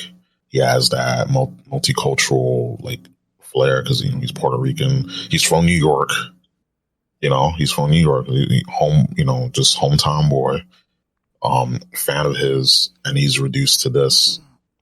And Bad Bunny, again, seems like a nice dude. He's really passionate, but it's like you don't belong here. And there'll be people that'll say, "Oh, well, he's the most downloaded star. He's influential. He tops records. He won a Grammy." But it's like, are any of those people that listen to his music are gonna watch him? Like, no. They might. Yeah. And let me play devil's advocate here for a second. So, Joey Numbers made a good point. In the year 2021, Bad Bunny and Logan Paul are celebrities. And we'll get to Logan Paul pretty soon. But a guy like Bad Bunny is considered, Michael Jackson to this generation. Yeah. And I've never listened to Bad Bunny. I mean, I don't know if you have. Unfortunately, I have. At my old job, they used to blast his music. I didn't know who he was until like people were telling me about his stuff. I'm like, oh, I didn't know. I thought Bad Bunny was like a girl, to be honest. Like, I don't know. I swear to God, and I was like, oh, okay, he's a dude. He's Puerto Rican. I was like, okay, cool, but it's not for me. But if there's people who enjoy his music, that's cool. You enjoy it, that's cool. Don't mind me. But it's like, I don't know. It's just,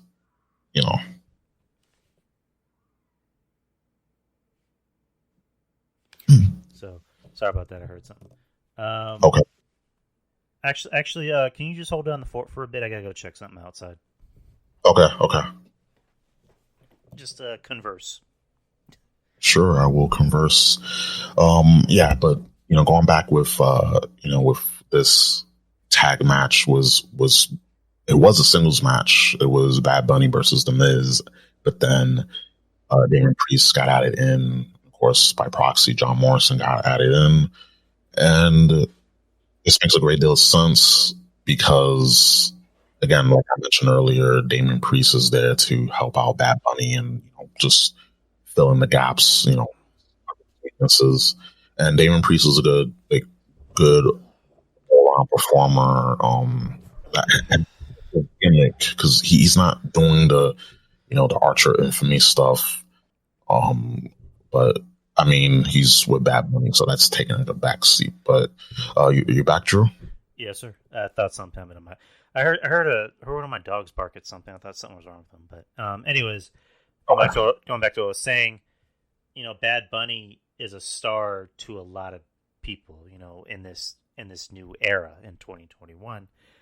To us, we see him as like, who's this guy? He's, as much as I know, in his lyrics, he doesn't really sing anything. Like my girl's cousin, has a crush on him and thinks he's like, the hottest thing ever. So one thing, we can give him credit for. We can't really knock, the hustle that he's actually putting in the effort to actually wrestle and learn how to wrestle and know the business. Yep. But at the end of the day, it's like, we don't really care because the only positive is that Damian Priest is getting a rub. He's getting noticed. It's just funny to look at this. It's like a month and a half ago, The Miz was the WWE champion. And I mean, not to say this is a step down, however you look at it, but The Miz is going to take that pin. He's going to take that pin from Bad Bunny.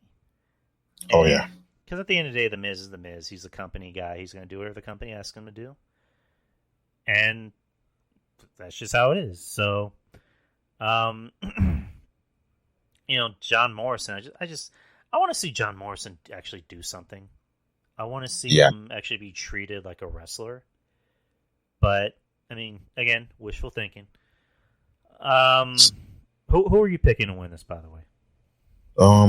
Bad Bunny and Damian Priest, because this feud has to have hopefully a, as they say, happy ending. But That way, these two never had to touch, had to wrestle each other again and don't have to, just on Raw. And, I mean, again, like you said, like we got to give him credit. Bad Bunny, that is. And yeah, he's passionate. He really is into wrestling. It's not like, someone being paid to tell us, oh, like, I'm into wrestling. Like he's really, in it. He really loves the business. He's very passionate. So that I'll give him. As a person, he seems very, very cool to be around. So that I have no problem with. It's just the fact that he's in a WWE ring or any wrestling ring, and his promos. And I say this: if he's gonna cut promos, he should just say them in Spanish and then maybe like mix in a few English words. But that promo last night was just so unbearable, and I was like, oh my God, like I feel so bad for him because he was like, you know how kids get when they get in trouble and they look down at their feet, like they're just moving their feet around and looking at. That's how he felt when he was doing his promo last night, and I was like, oh man, like I just feel bad, like he wasn't comfortable. So I feel like he should definitely just cut his promos in Spanish and maybe like have backstage stuff, like don't have any like in-ring stuff. If you're gonna be in the ring, just wrestle, do an angle, do a skip, but no talking.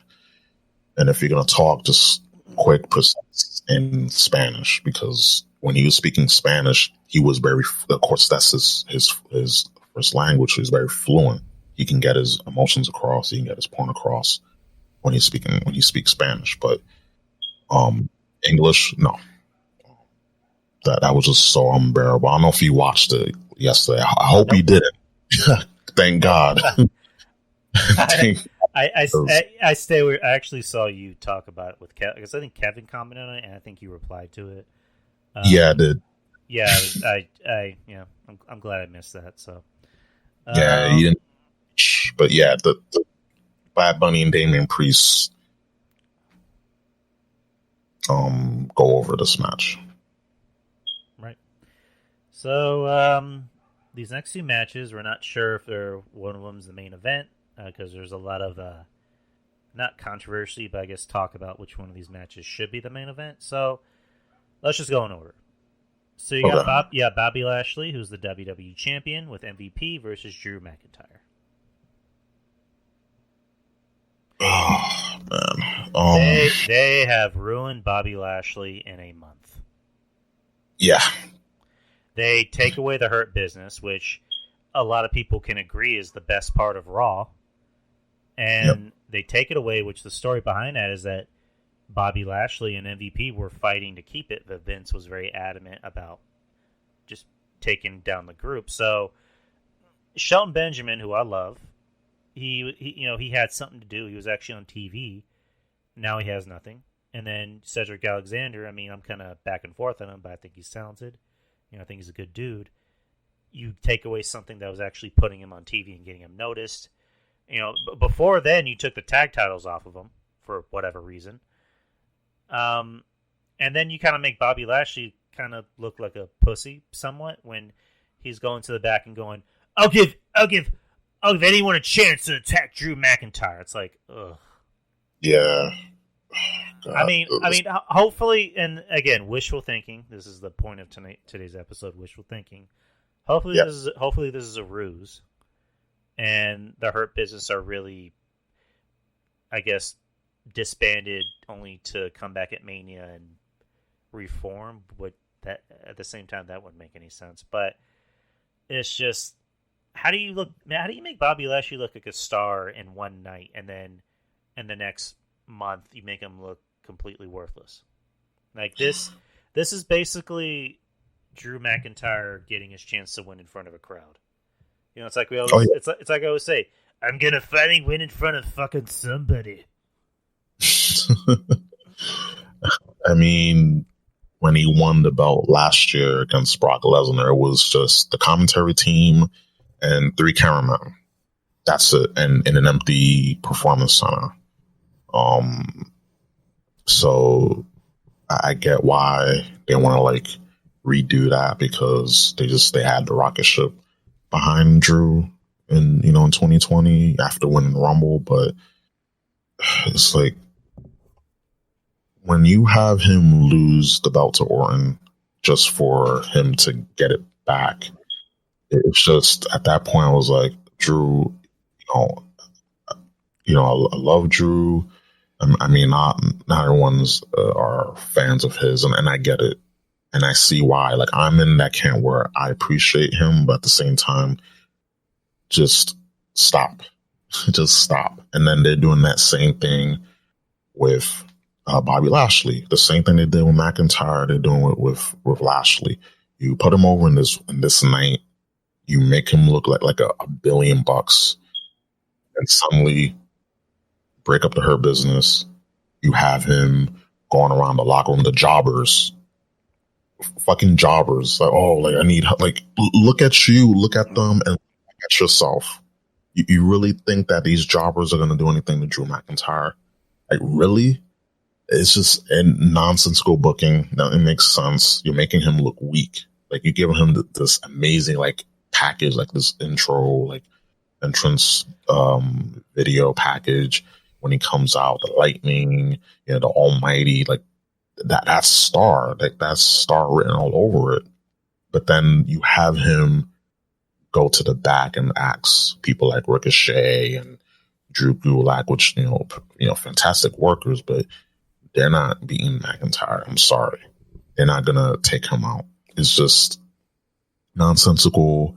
And just proves that Vince needs to get the hell out of there. He needs to just resign, step down.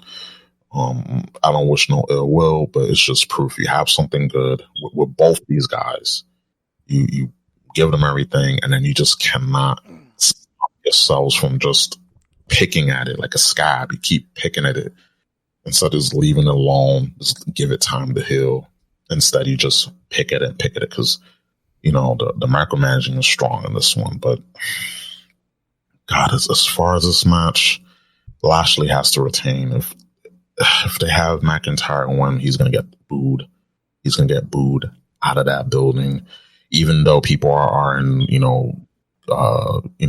in bubbles, in pods. They still going to boo. They're still going to boo the hell out of him, even though everyone is encased in these pods. This got to be the first match, since you're talking about the order, like if this match is going to be on last or not. This got to be the first match. Lashley has to win, get McIntyre out of here, and then put Sasha and Belair as a main event.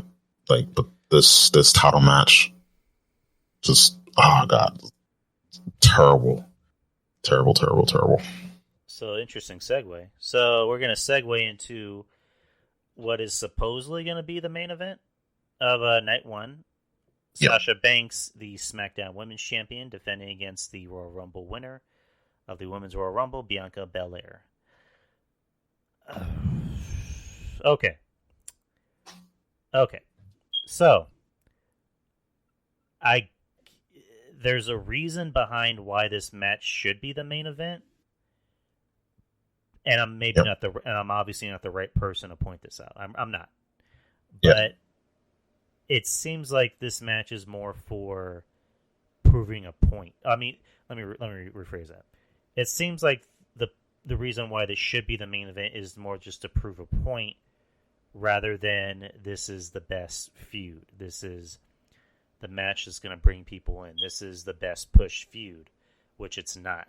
And this has the biggest stars, which it really doesn't, because because we talked about that list last week, I was baffled that Sasha Banks was ranked over Bayley. Yeah. Sasha is barely over as a champion. Bianca, I love her. I'm a fan of Bianca, but she's still new. Mm-hmm. This shouldn't be the main event, mainly because you have two girls that are just, one is green, one is not that over and not that good in the ring, and I don't see Sasha bringing a great match out of Bianca. So, again, I'm maybe not the right person to say this, for obvious reasons, but this shouldn't be the main event. And if it is, then oh well. But I'm not gonna cross my arms and be like, I'm mad at this match. Like, I'm still gonna watch it, but it shouldn't be the main event. But just go ahead and tell me what you think, Ruben. Okay, so with the whole controversy, just to sum all that up, it's just people trying to just trying to put a political statement when there really isn't a political statement. When you have the Royal Rumble winner challenge for, said world title or, top title, of course it should be the main event. But like you said, this feud, it started off, actually, no, it didn't. Let me take that back. Whoa. Whoa, Ruben. Whoa, I think you're overestimating that. Yeah, put that back in there, Ruben. It had potential to start off great, but they had this whole thing, and with Edge too, because I'm gonna get into that with the main event, the main event of WrestleMania and of night 2. Mm-hmm. The fact that they had this long game. Oh, let's just build up the choices of Edge and Bianca Belair. Who are they going to choose, and just draw it out instead of saying, okay, we have Bianca win. Cool. Bianca versus Sasha right there. That should have been penciled in. Edge winning. My take is going to be a little different on who Edge should have faced. It should have been McIntyre if McIntyre would have still be WWE champ. Rather than just waiting and teasing and going to NXT, going to Raw, going to SmackDown for what? Just no reason whatsoever. And I feel like I'm the right person to say this. Maybe, if not, oh well, but this should not be the main event because it's just been booked so badly. It had potential to be. But when you have the inclusion of Reginald in this feud, which he's now nowhere to be found. Of course, he came, just wrecked shit, left, and ruined this feud. And they just had this whole dynamic just off. Sasha should have been heel immediately, and they just waited and had them team up. I don't get WWE's obsession with breaking up tag teams, but then putting makeshift teams together, and especially teams, making a team of opponents that are going against each other. Why do that? It's just this weird fetish. I don't know. I mean, everyone has that fetish, but that's just so weird. I don't know.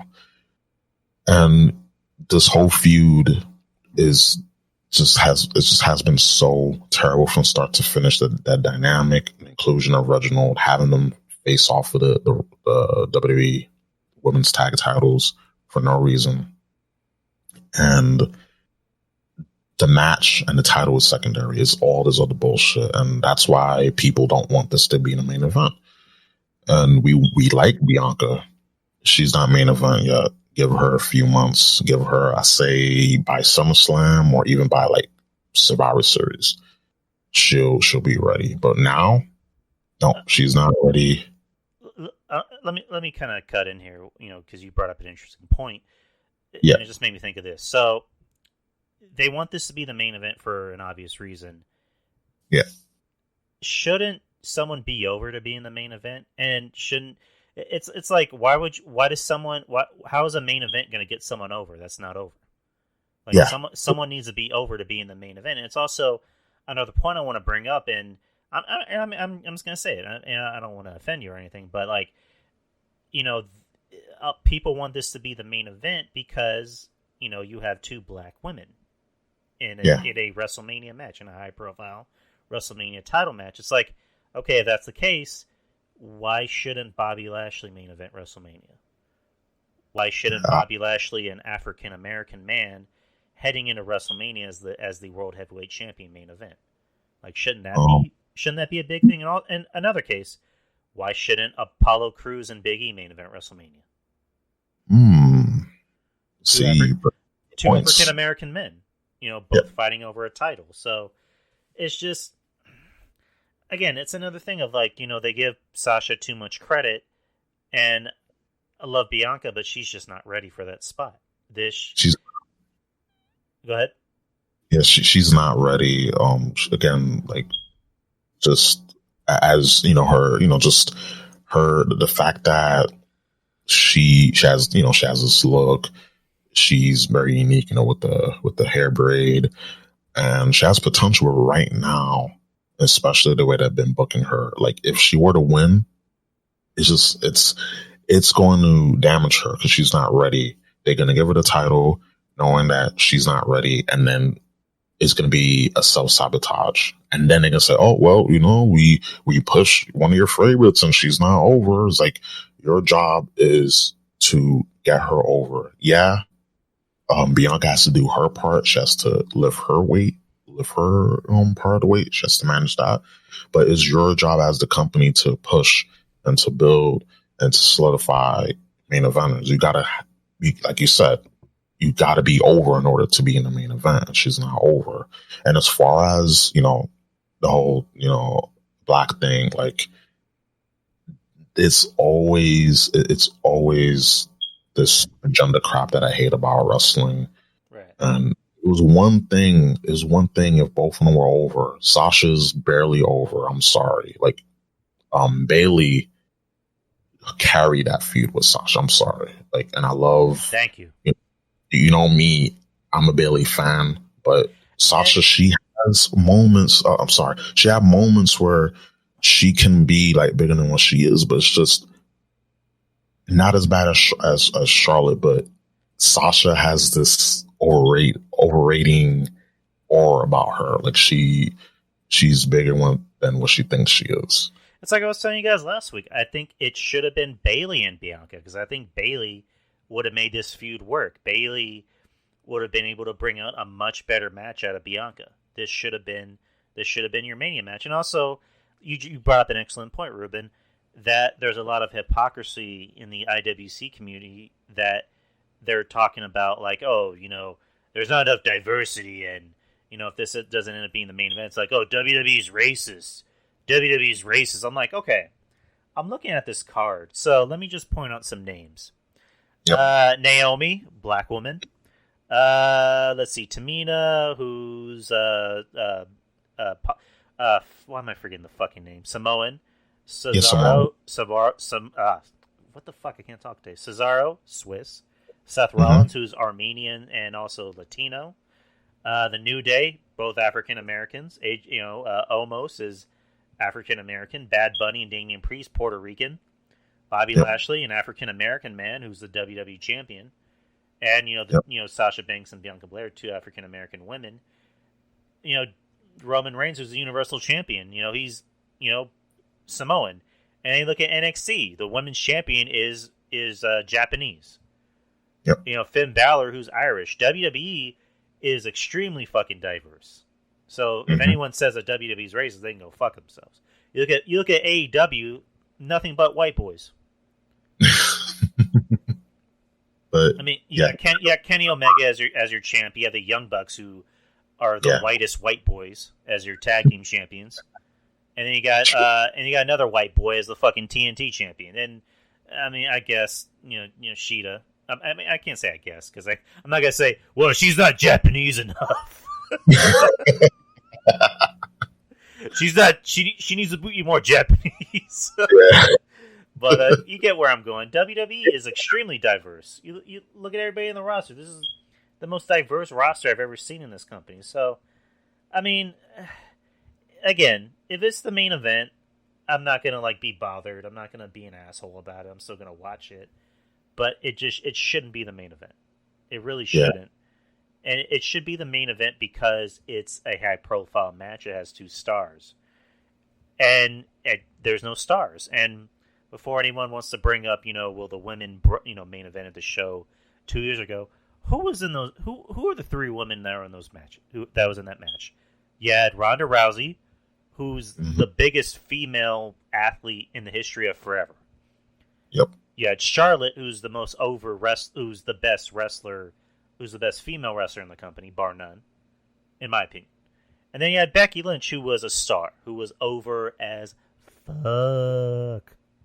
You had 3 over women. You look at these 2 women. Again, we can say it until the cows come home. Sasha Banks is overrated a little bit. Yep. Not to take away from her talent in the ring, she gets overrated a lot. And then you got Bianca, who's new, who's very new. So, I mean, we're just gonna play this by ear. So we don't know what's gonna main event. Whatever main events, we're just gonna have to sit through and watch it, and hopefully, it's a lot better than what we think it is. That's all I'm gonna say. Yeah, I hope so too, because WWE can surprise us, being a good way and a bad way, mostly bad. But when this is the first WrestleMania in a year that fans are allowed to attend, right. And you will think, hey, let's just make this card, 2 nights. It's going to be 2 nights. Let's make this a banger of a card. Let's just pull out all the stops. Not from. Let's not start a month before WrestleMania. Let's not start a week or a few days. Let's start months before. Let's start. I don't know. Maybe Survivor Series. Maybe at least at the Rumble.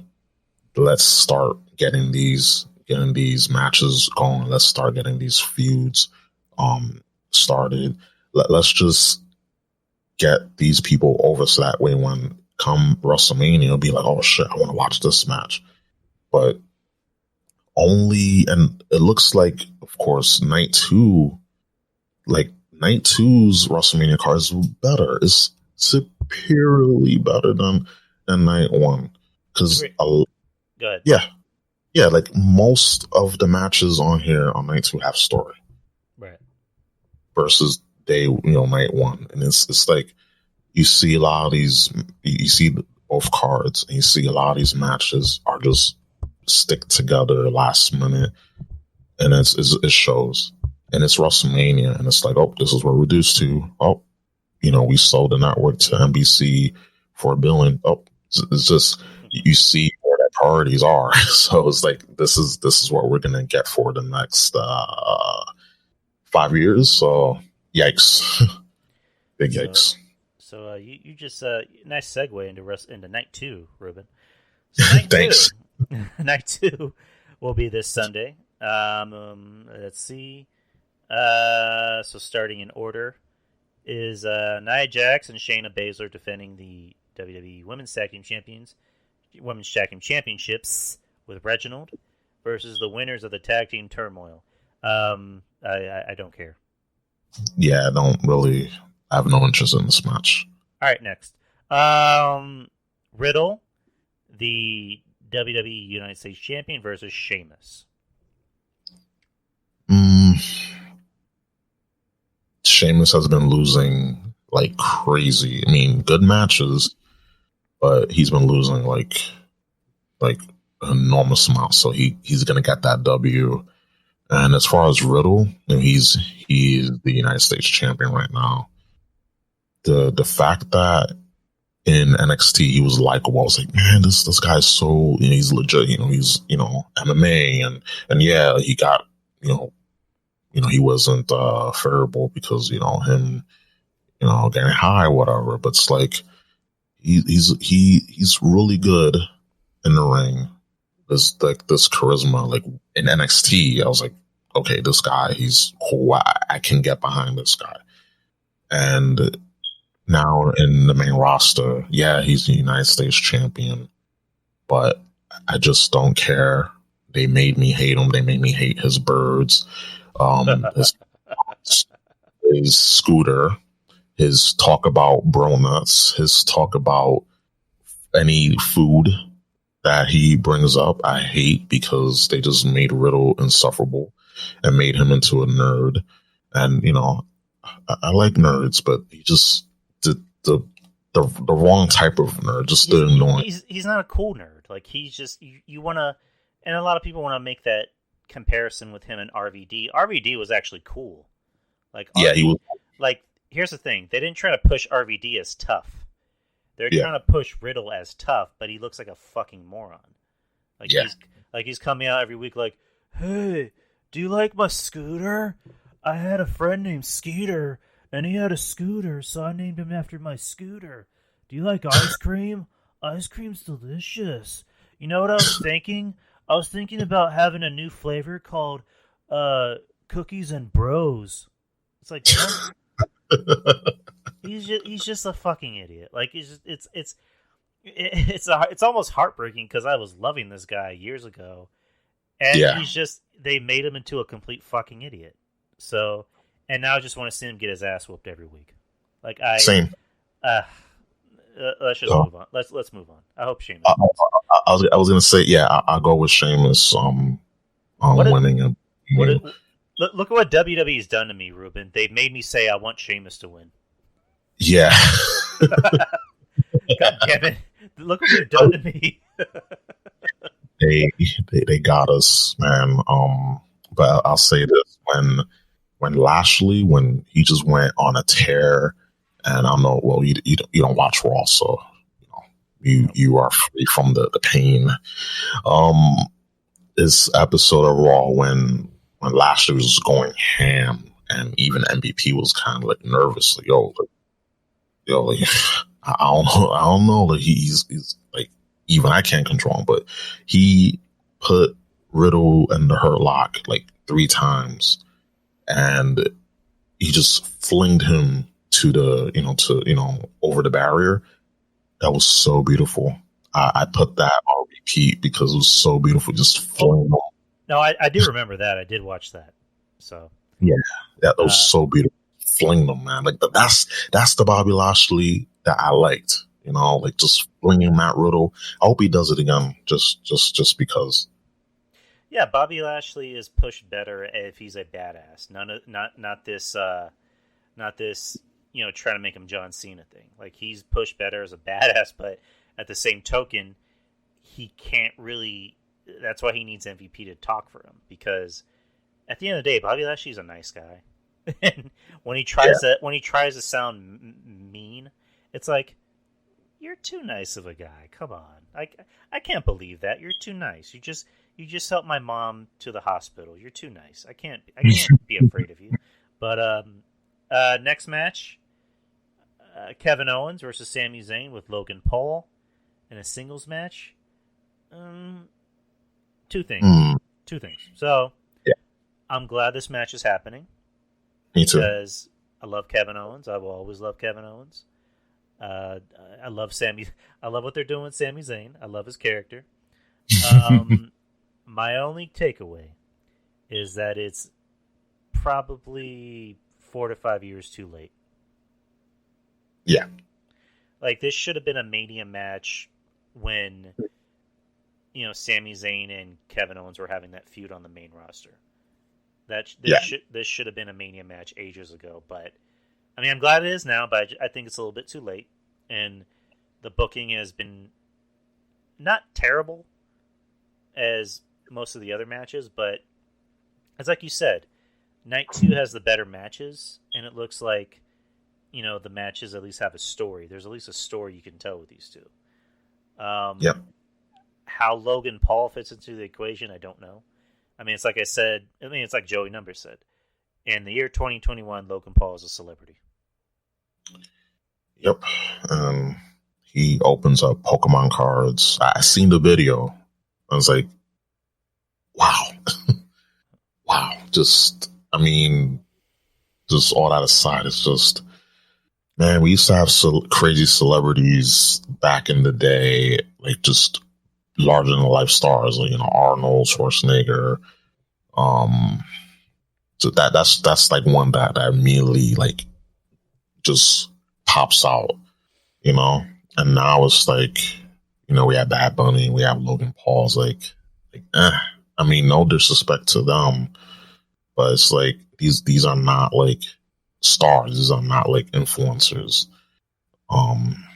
And I don't know what he's going to do in this match. I don't care, but I'm just here for KO and Zayn to, tear it up. And I think maybe Zayn gets a win. I'm guessing because he's been just getting his ass beat. So just to make a great deal of sense for him to win, and maybe Logan Paul gets involved because Logan Paul KO brushed him aside. So I know Logan Paul's gonna be like you did that to me, and he's gonna remember that. So that probably is gonna play a role in the match. But I think Sammy is gonna win right here. It's funny because I know Cornette, talks about working with both of these guys in Ring of Honor, especially Zayn, because he says, Zayn was very adamant about keeping the mask on as El Generico. And then now he sees him in WWE. It's like, if I had known he could talk, I would have pushed him. And, Zayn can talk. He can cut a promo. He's better. It's funny because you put him either or, he could still do great. You put him as the white meat babyface, and he's out there cutting a promo. It works because it's Sami Zayn. But I like him better as the sniveling, just really whiny, annoying heel. I had a ball about seeing him in the Elimination Chamber, and there's the bit with him and Kevin Owens where he's like, they don't want us to get over, they don't like us, let's work together. And then Kevin Owens just grabs him. You just hear Sami Zayn go, "Oh God!" And he just gets flung into the pod. So again, I love Kevin Owens. Again, I'm always going to be a Kevin Owens fan. I'm always going to be a Sami Zayn fan. I'm glad this match is happening. Again, probably should have happened a long time ago, but again, it's happening, so at least there's a story behind it. I would say Sami Zayn's going to get the win. Logan Paul, my only thing I want to see him do is just get his ass beat. I just want to see him get a stunner from Kevin Owens, and that's about it. I don't know why he's involved, but... Yeah, I just hope he gets stunned, too. Anyways, next match... I'm interested to see how this goes. A Nigerian drum fight for the Intercontinental Championship. You got Big E, the Intercontinental Champion, against Apollo Crews. What the fudge is a Nigerian drum fight?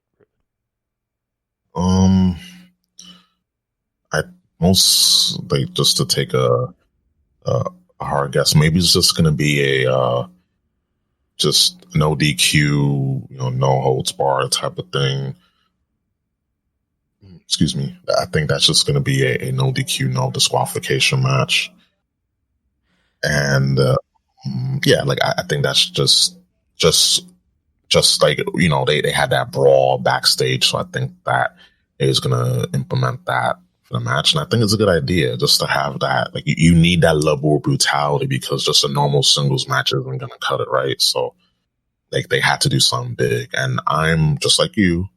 I'm really interested in this match too. Okay, because I'm trying to see what the actual match is going to be. So I'm just reading what Apollo Crews, I guess, kind of describe how the match is going to be. No rules, no limitations, just a beating so loud it sounds like a drum.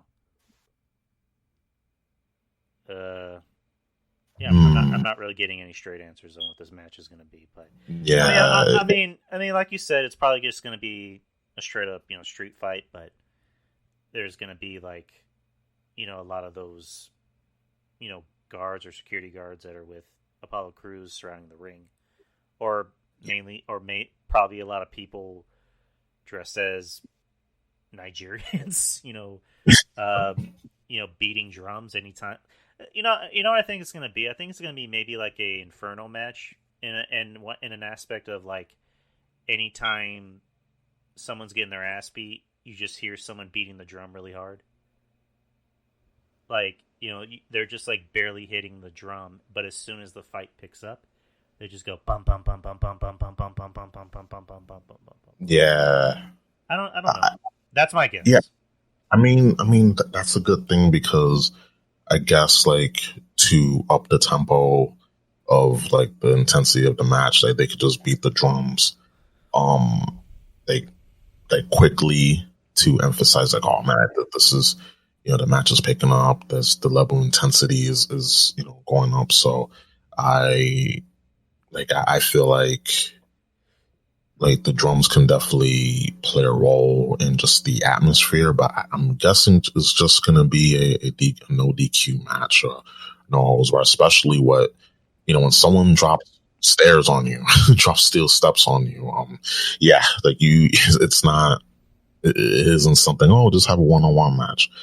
You gotta have that brutality, and then plus they gotta redeem themselves for the botch that was the Fastlane match. Like that match it was okay, it was decent, but just the fact that the botch happened and really like dragged the match down. So they gotta, hopefully they'll do a good job, because it seems like there's influence with Paul Heyman in this match. It really seems like there's influence on that in this match, because like I know Apollo Crews is a Paul Heyman guy, so there's influence there. And as far as who's gonna win, come on, it's got to be Apollo. Like right. If he doesn't win, then this whole gimmick is done. If he doesn't win, forget about it. But I think he will win.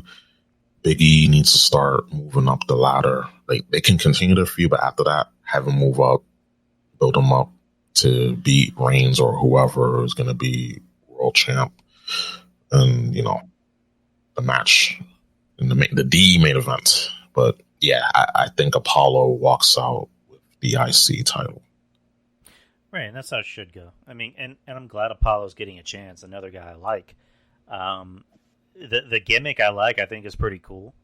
I know a lot of people kind of have their reservations about it, but I mean, you can't please everybody. But I like the gimmick. I think it's pretty cool. Big E shouldn't win this match. I mean, because again, the point of Big E, supposedly the point of Big E is that we're going to make him a star, that he's supposed to be the main eventer. So let's see what they can do. I mean, Big E doesn't really need to be the Intercontinental Champion. Apollo needs this rub more than Big E. Big E is going to go into bigger, better things. I mean, the idea is that we're supposed to have Big E versus Roman headlining SummerSlam. So Big E can lose this match and he'll be fine. He'll go on to do bigger and better things. That's, come on.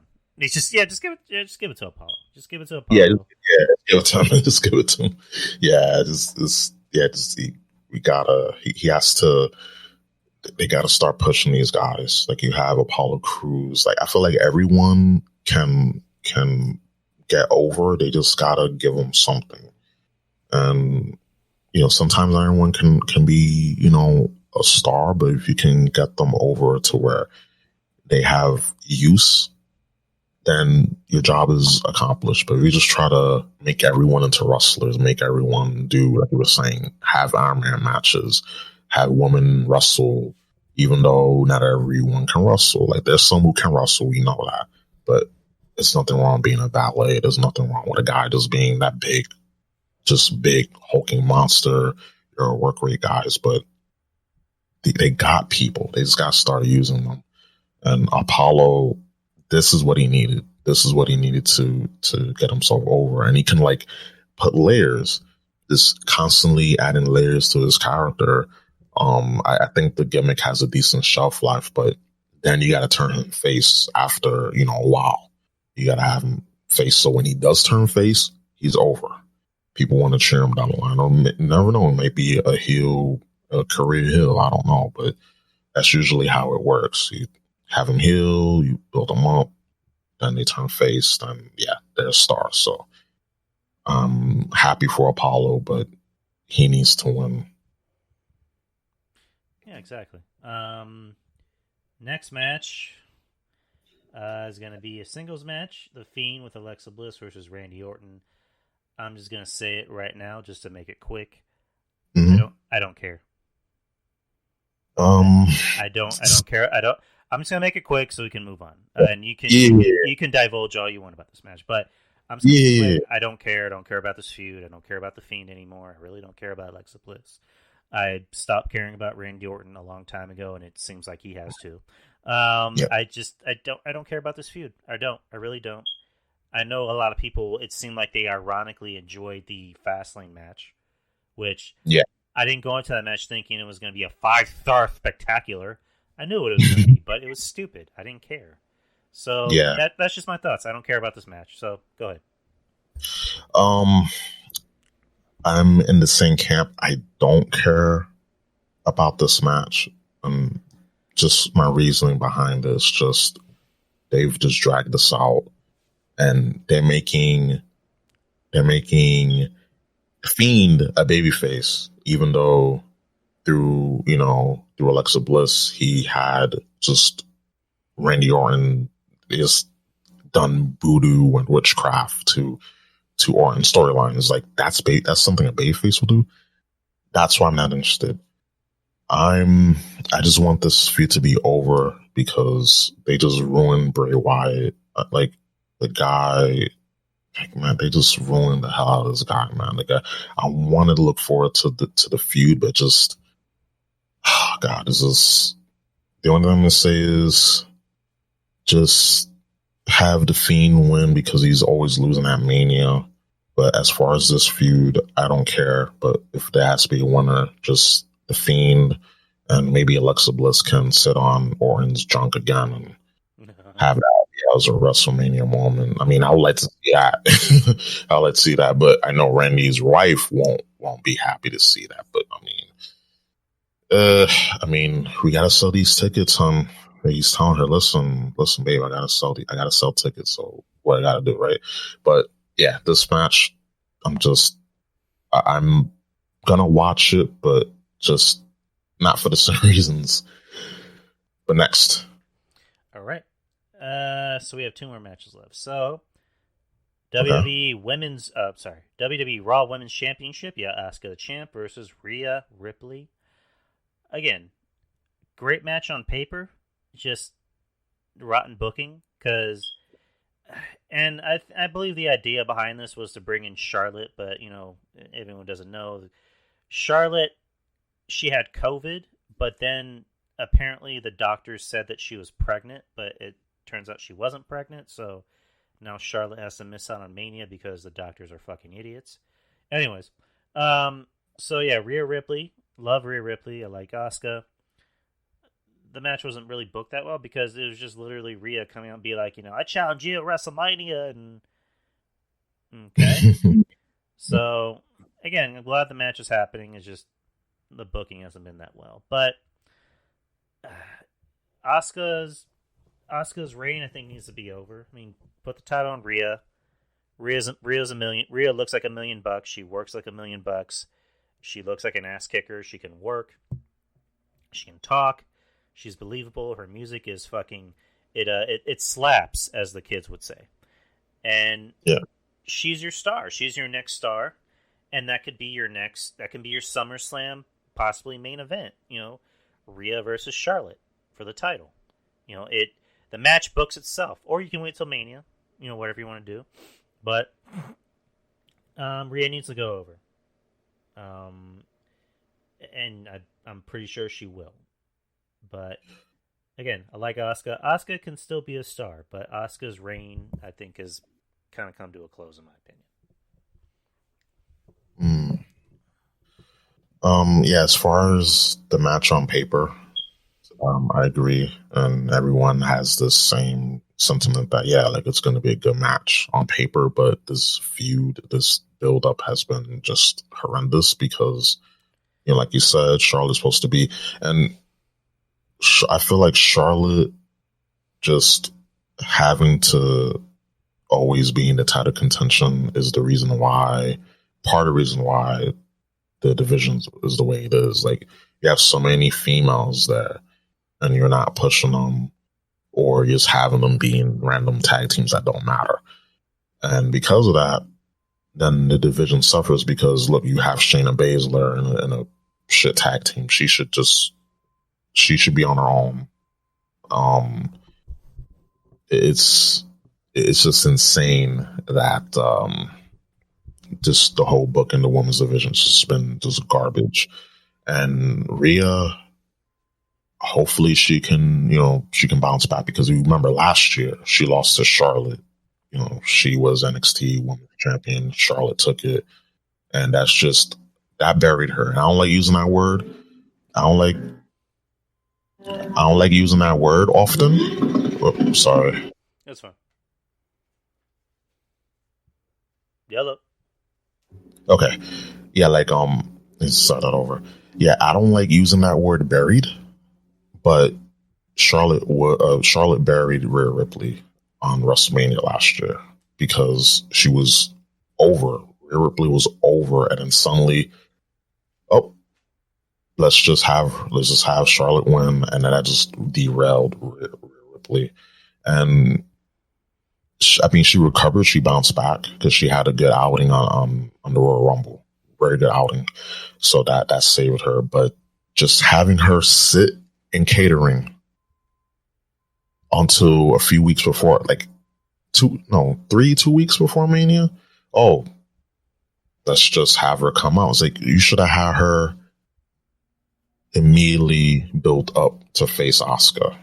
Like, forget Charlotte. Charlotte, she probably gonna be 20-time women's champion before the year's over. Doesn't matter. Whatever. They build up these women. You have them, build them up. They should have had a women's chamber at the Elimination Chamber. Have Rhea Ripley go over, and then have her built up.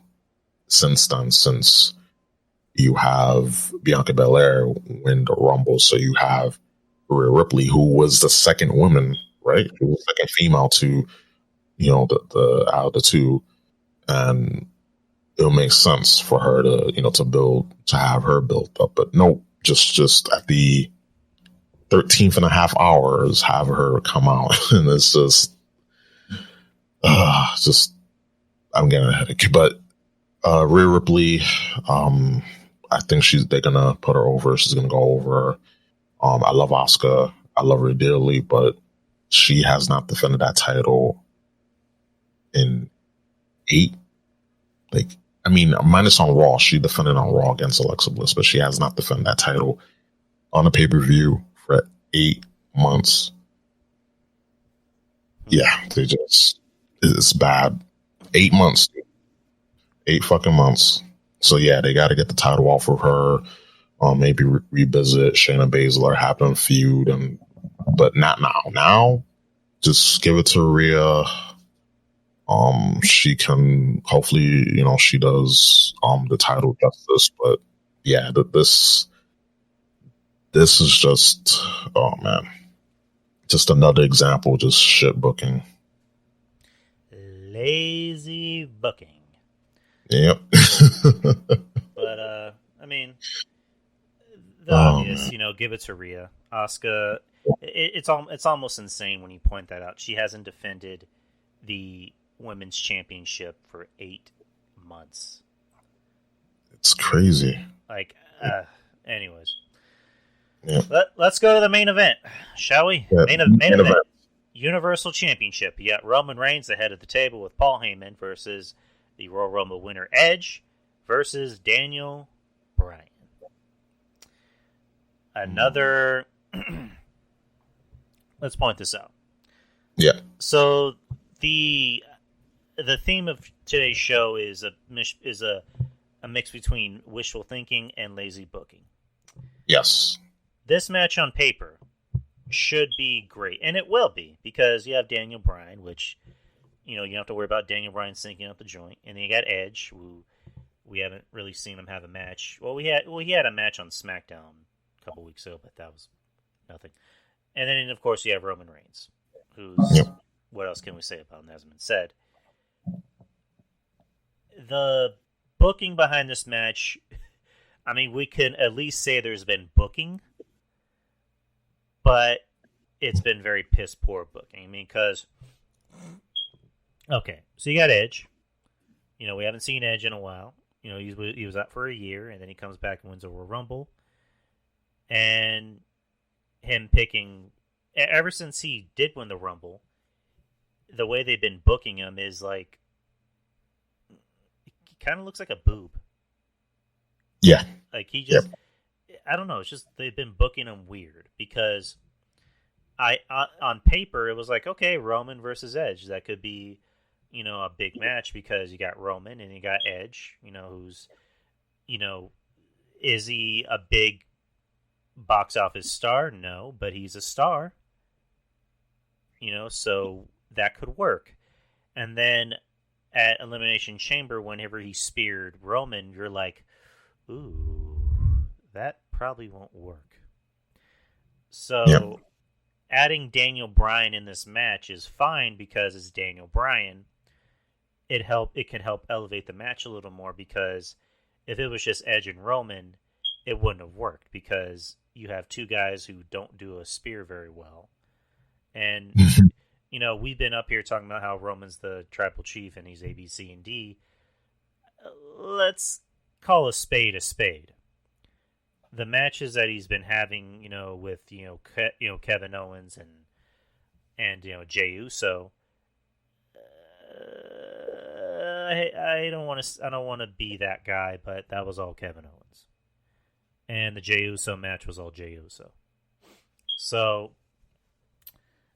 if it was just him and Edge, Roman would have had the unfortunate, pleasure of having to carry a match with a guy who hasn't had a match in a year. And as much as I like Edge, Roman should have gone out there and killed him. Yep, I agree. In all actuality. So you put Daniel Bryan in this match, it elevates the match, because Daniel Bryan is going to be able to hide the weaknesses of Roman and Edge.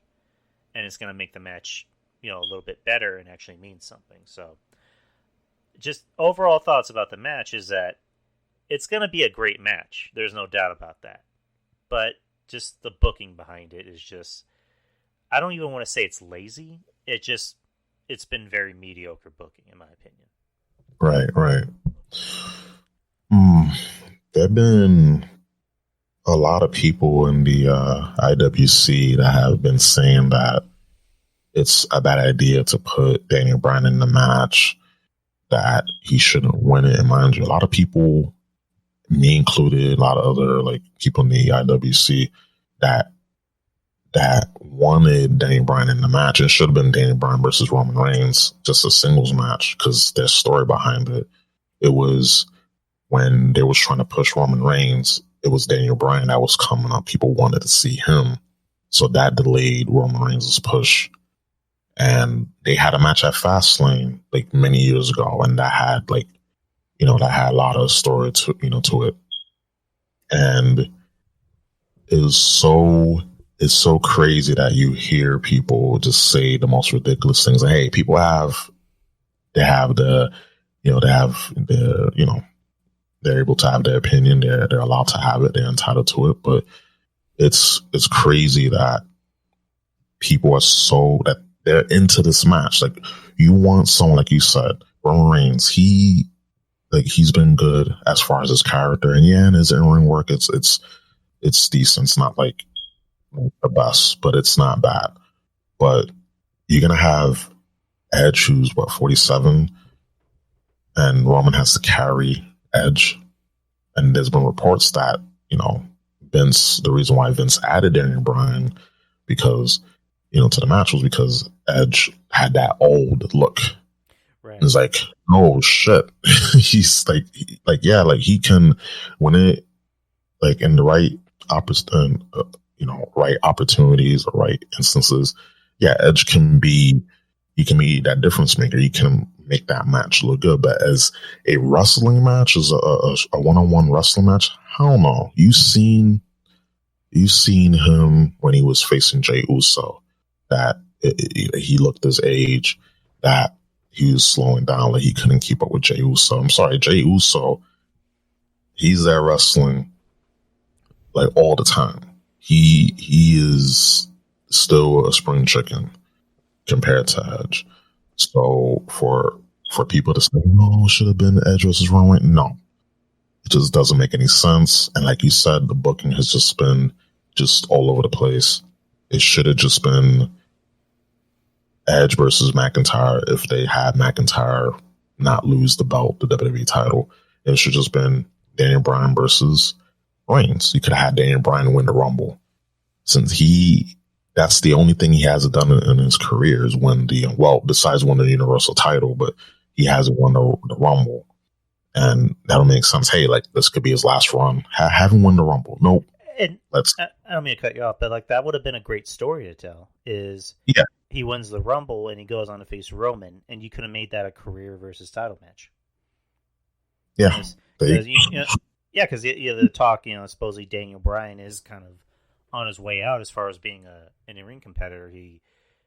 I don't know if he's going to retire, but I mean he's still signed to the company, so probably maybe get a backstage role, which good for him. But that could have been your Mania. That could have been your Mania main event. Daniel Bryan versus Roman, career versus title. That could have been your match, and you could have had Edge versus Drew, or you could have had Edge not face Drew for the title. Like you should have maybe not had Edge win the Rumble in general, because we're just going to call a spade. Daniel Bryan is actually here. Edge is not here every week, and as much as I like Edge, Edge is looking his age, and that's not a good thing. It's not. So if you wanted to do something with Edge at Mania, you could have found something. I mean, you could have, I don't know, continued the feud with him and Randy, or I don't know, you could have given him something to do. And it shouldn't have been a title match. It shouldn't have been at all. Or for Drew, you could have had Bobby Lashley versus Drew. You could have spent months, making Bobby Lashley looking like $1 million, and have him, beat Drew at Mania for the title and have his Mania moment. Yeah. So things they could have done, but they just, I don't know. And both, ironically, both Edge and Bryan, they do have creative like pull, like that's another thing too. So I feel like Edge kind of put himself in this spot, and I mean it kind of shows at the same time. It's like you're not the Edge of 10 years ago. Like you cannot move the same way that you did. Maybe in a few sprints and few bursts, but not like put it on a full match. I'm sorry. And again, this is coming from an Edge fan. Like I became an Edge fan, just years of hating him because he was that heel to hate. He was that ultimate opportunist. And then over time, I became a fan of his. I respected, I had a respect for him. And I was like, yeah, like Edge, he's awesome. And then now it's like, oh, like I'm just not a fan of this guy. Like I still respect him, but just as far as his portrayal on TV, I'm just like, no. And I mean, him being like a just old man crazy Edge heel, I love it. Just being psycho Edge, I love that. Heel Edge is the best Edge. If they was gonna have Edge, be the Rumble winner, they should just have him heel. They should have that dynamic. The dynamic was him just being just kind of like Drew McIntyre, just being too nice, being too like you're Edge. Why are you getting upset of what Daniel Bryan is doing? Because that's something you would have done. It's just the whole, like you said, and like we said, the booking for this thing has been weird. But it has to be a winner. Yikes. I feel Roman should not lose that title at all. He should not lose that title whatsoever. But if they have Daniel Bryan in there, I feel like Edge pins Bryan, so that way Reigns doesn't, he doesn't get pinned, but he's still he doesn't get pinned, but Edge still walks out champ. But it's between Edge and Reigns. But I feel like this is a match where anyone could win, which is funny enough. Like this is like, regardless of the booking, regardless of the BS, I feel like this match is one of the only matches that has that unpredictability where anyone could win, which we need in wrestling, which we miss in wrestling. But at the same time, it's just this whole card, this whole road to WrestleMania could have been built up just so easily, but instead they just went the complicated route, and it shows. But for me personally, I'm gonna go with Reigns. Same. I mean, because Roman should really hold on to that title for as long as possible, especially since we're having Mania in Hollywood next year, and the idea is that we're going to get Roman and The Rock. So, So, yeah, just keep the title on Roman. Daniel Bryan could be the guy that looks like he's going to win, but doesn't win. Edge has no business winning. Yeah. But, I mean, I wouldn't hate if Daniel Bryan won. I mean, because you can have him win, then you can have Roman beat the shit out of him in the next pay-per-view and get the title back. But either way, Right. I'm gonna go with Roman. Keep the title on Roman. Roman's doing fine. Just keep feeding him opponents. Opponents that can actually bring something out of him. Exactly. And you got a lot. You definitely got a lot there. And then he's got to start building up these guys. Can't just have them sitting on catering. I mean, listen, Titus Catering, like, he can throw down in the kitchen, but come on now. We gotta have, like, just meaningful storylines, just at least to prop other people up. Just have these people be, important, just have them out there. Just have them be something of meaning, so that way you can put people over. But yep, just he needs to retain. He cannot lose. I mean, if he does, I wouldn't be mad at Daniel Bryan won. I can see Edge winning. I can see any of these guys win, but just for the fact that they gotta keep, and this can gauge on how, like, over Roman Reigns is. So I feel like they're gonna just go with him. Absolutely. So that concludes our WrestleMania predictions for night 1 and night 2. There are 2 other things I want to go over, but I don't know if we have time. Fuck it. Let's just speed through them. Let's just speed through these 2 topics. Speed through them like that.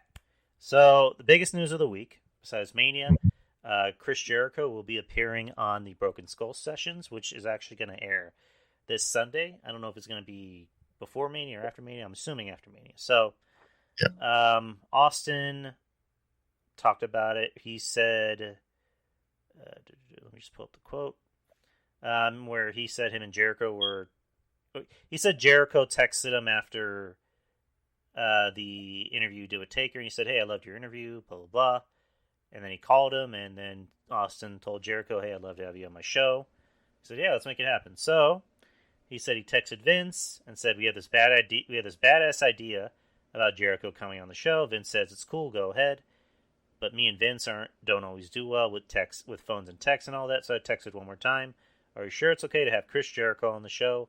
Vince gave me the thumbs up, and Chris came out to do the show. So this was already pre-recorded, a while back. And Tony Khan, of course, gave his blessing to do the interview, which makes sense. Of course. And then CM Punk alluded to where he said, it just goes to show that Vince isn't afraid of AEW, which he shouldn't be, because, again, I obviously don't know Vince. I mean, I'm pretty sure someone has showed Vince AEW, and he just went, that's our competition. So, and at the end of the day, Chris Jericho holds no ill will towards anyone in WWE, because, I mean, look at his career. They made him a star. They had him go over The Rock and Stone Cold Steve Austin in the same night. They had him main event WrestleMania against Triple H, which, unfortunately, that had to follow The Rock and Hulk Hogan, but still, he made it at WrestleMania. They put literally every title on him. So they made him a star. He went to WWE and became a star. At the end of the day, Jericho, he still has respect for Vince McMahon, and Vince McMahon still sees Jericho and respects him. So I think this is cool. As far as the interview goes, I'm pretty sure they'll touch base on AEW, but I don't know how much they're going to. I mean, I don't know if it's going to be like, now I work for AEW. That's about it. I don't see Austin going, "So tell me about AEW." Like, I really don't see it. Nah, I don't see that either. It would be interesting if Austin, would ask a little more hardball questions, but I'm pretty sure it's just going to stick to his career in ECW and WCW and WWE. Yeah. And maybe a little bit of, what he did in NJPW with Omega and AEW, but I don't see it happening. So Yeah, I really don't see it either. I mean, they could surprise us because, Stone Cold, even though the show is on the network, which is on Peacock, I feel like Austin will be, he'll like just play it safe, not to ruffle any feathers, but I feel like you can get in like one question. You can probably get like one just hardball question, or that question will be like, oh man, he really said that. Like, it's going to be one, but primarily it's just going to be his career and, ECW, WCW, WWE, and New Japan. Like, they can touch on New Japan. Like, there's no issue in touching that because it's important. But just the fact that he got the interview with Jericho, I was like, damn. Like, and that was not an April Fool's joke. So that's pretty cool too. Like, April Fool's Day was a few days ago, and yeah, like I stayed off of Twitter because there's a lot of stuff that you would get caught by and you would have fell for it. But yeah, like I'm interested to see that interview. I'm like, just like with Orton and The Undertaker and Brett, like I'm interested to see this one too. Yeah, I mean, it should be a good interview because we give Jericho crap, but at least Jericho's engaging. At least he's a good interview. He can talk. He'll probably have some good stories. So I'm looking forward to it. Last bit of news: Triple H revealed on the Barstool Sports Part of My Take podcast that he had a talk with. They asked him when's the last time he talked to CM Punk. He's saying, last time I talked to Punk, a year and a half ago, or a year and 3/4 ago. A funny thing that people constantly will say when his return is, but in some way, I don't know whether he does or not, but that has to be what he wants. When people talk about, they go, make the call. What says if we make the call that he wants to answer? What says if we make the call he doesn't go, like, yeah, I'm not interested in doing that anymore. Maybe he's just done with it. I think those are conversations that only those people can directly answer. I think if he wants to do it, either we would get word and we would have those conversations, or he would make the call. Or, anything like that. But there has to be a desire to do something like that. This business is too all in to just go like, ugh, all right, I'll do it. Yeah. Makes a good point. I mean, it's interesting that he apparently talked to him. I mean, I don't want to say Triple H is a liar. I mean, he seems like the guy who doesn't really need to lie, especially, now that he's, up there in age and he's, a corporate guy. I don't see why Triple H would need to lie. And I'm interested to hear what Punk's response to this would be, but the timeline that he gives, this had to have been when Punk came back to that Fox show, that Fox Sports show. Yeah. So I don't know, but I mean, he makes a good point because we all want to be up here and be like, CM Punk, but it's just like CM Punk has made it very clear that he really has no desire to get back, and he also, I watched a small interview he did with TMZ where they had, I just pointed that out, where he was talking about the Jericho and Austin podcast, and of course they had to ask him, are you going to make your return in a UFC ring or a wrestling ring? And he just basically said, I mean, never say never, but at the same time, I'm, what is he, like 40, 42, 44? I think he's 42. And now he's finally got gray in his beard, so he's like, yeah, I'm old. I'm no spring chicken. So, I mean, if it happens, it happens. But basically, CM Punk has made it very clear that he has no interest to get back in wrestling. He seems like he's happy. I mean, he's married to AJ Lee. They seem happy. I mean, they might even want to start a family one day. And then he's acting. He's doing movies. I mean the B movies. But again, he seems like he's happy. At the end of the day, if Punk is happy with what he's doing, then why should he ever have to get into a wrestling ring again? And quite honestly, I don't even think I want to see CM Punk in a ring again. Same.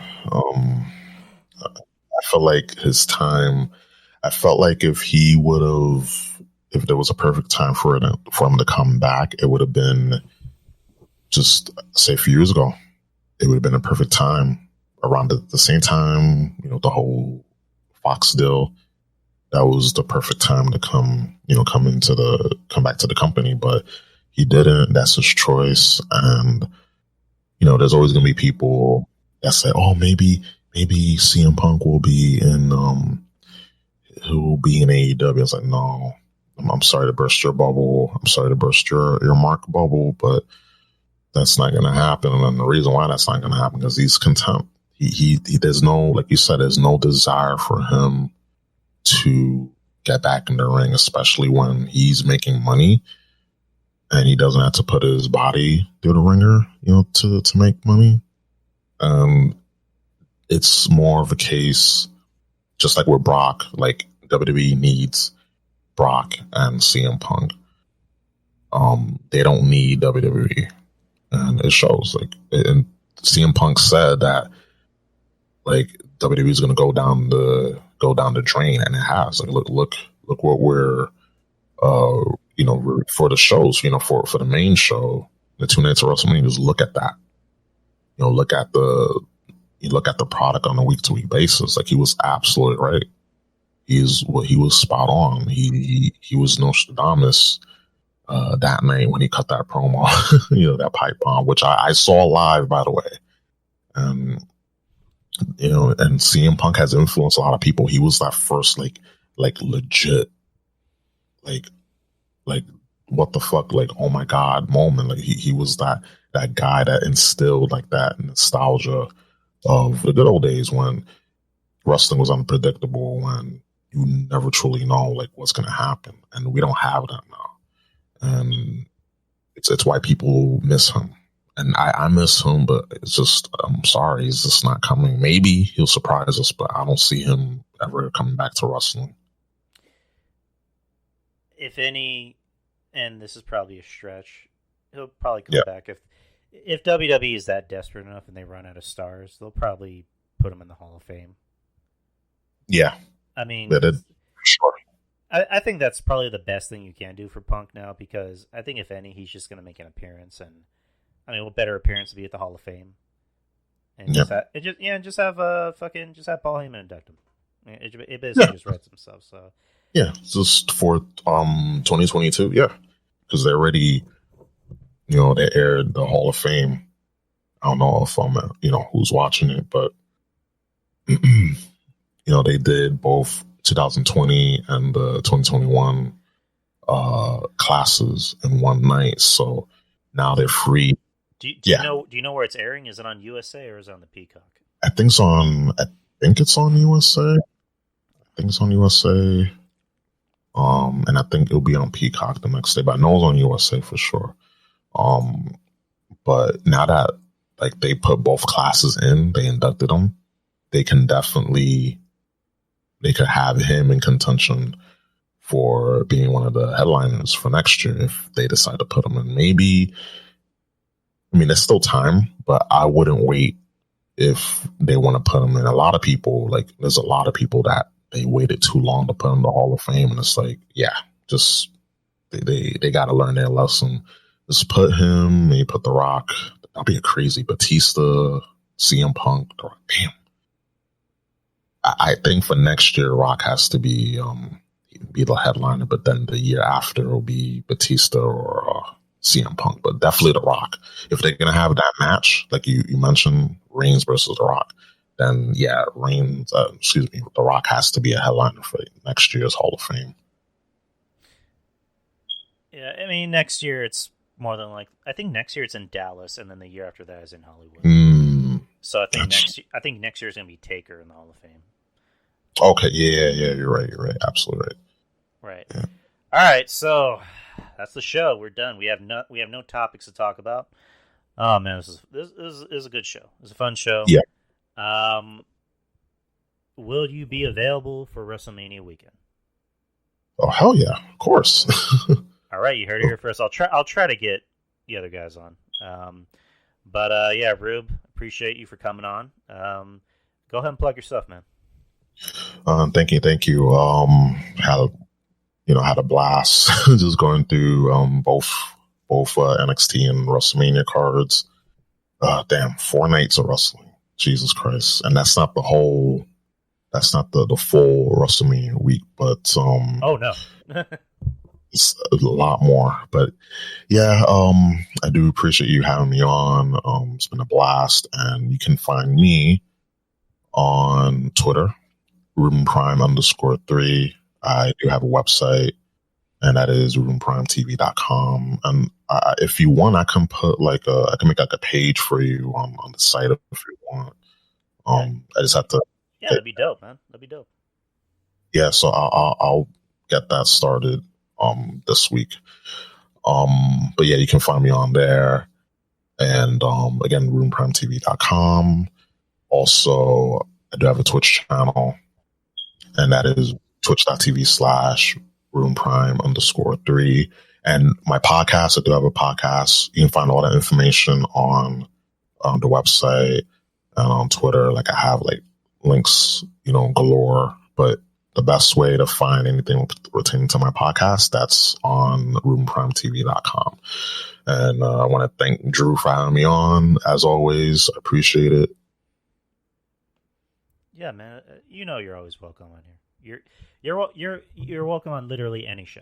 So just let me know. We can just make you like an honorary guest host on the show, co-host. Dope. I'll love that. Absolutely. And all right, man. Well, I'll see you this weekend for Mania. Definitely, man. Thanks for having me on. Good show, and yeah, see you on WrestleMania weekend. All right, I'll be there. Take care, man. Take care. All right. So no one showed up today. That's fine. Let's see. Shout out to everybody. Wrestling Soup. Kevin Castle, Trez, Ruben, of course. Brother Monty, RJ, Texas Podcast Massacre, Breaking the Apocalypse with John Draper, Bisho, Brian, and Shaheen. Jeff Littman, of course. Hammerlock Hangover with him and Steve. Fall Scott Radio with Andrew Carlick. Wrestling Court. I'm supposed to be on Wrestling Court tomorrow. Julian invited me. He asked me if I want to come on. I accepted. I haven't heard a response. So I'm pretty sure he wouldn't just like say, no, you're not invited. But whatever. So I'm supposed to be on tomorrow. So we'll see. Him and Rob, of course. Relly H. Check out her podcast. If you're into serial killer shit, check her out. It's called Demented Unusual. Clark Street Wrestling Podcast. Those are good dudes. Check them out. Russell Bread Podcast with JD. I believe, I don't know if it was just recent or if it's coming up. She's about to have her 200th show, so good for her. And just pretty much everybody with a podcast. Again, I'm not going to do a show tomorrow because I'm off Wednesday, but I'm not on Thursday. So, I don't know. Maybe we can do something on Saturday to do a post show for Takeover. I don't know. We'll try to fit that in on WrestleMania, which it's not going to be an easy task since if we end up having 4 guys on the show, but we'll see. Anyways, guys, take care. I'll see you at 8. Have a great week.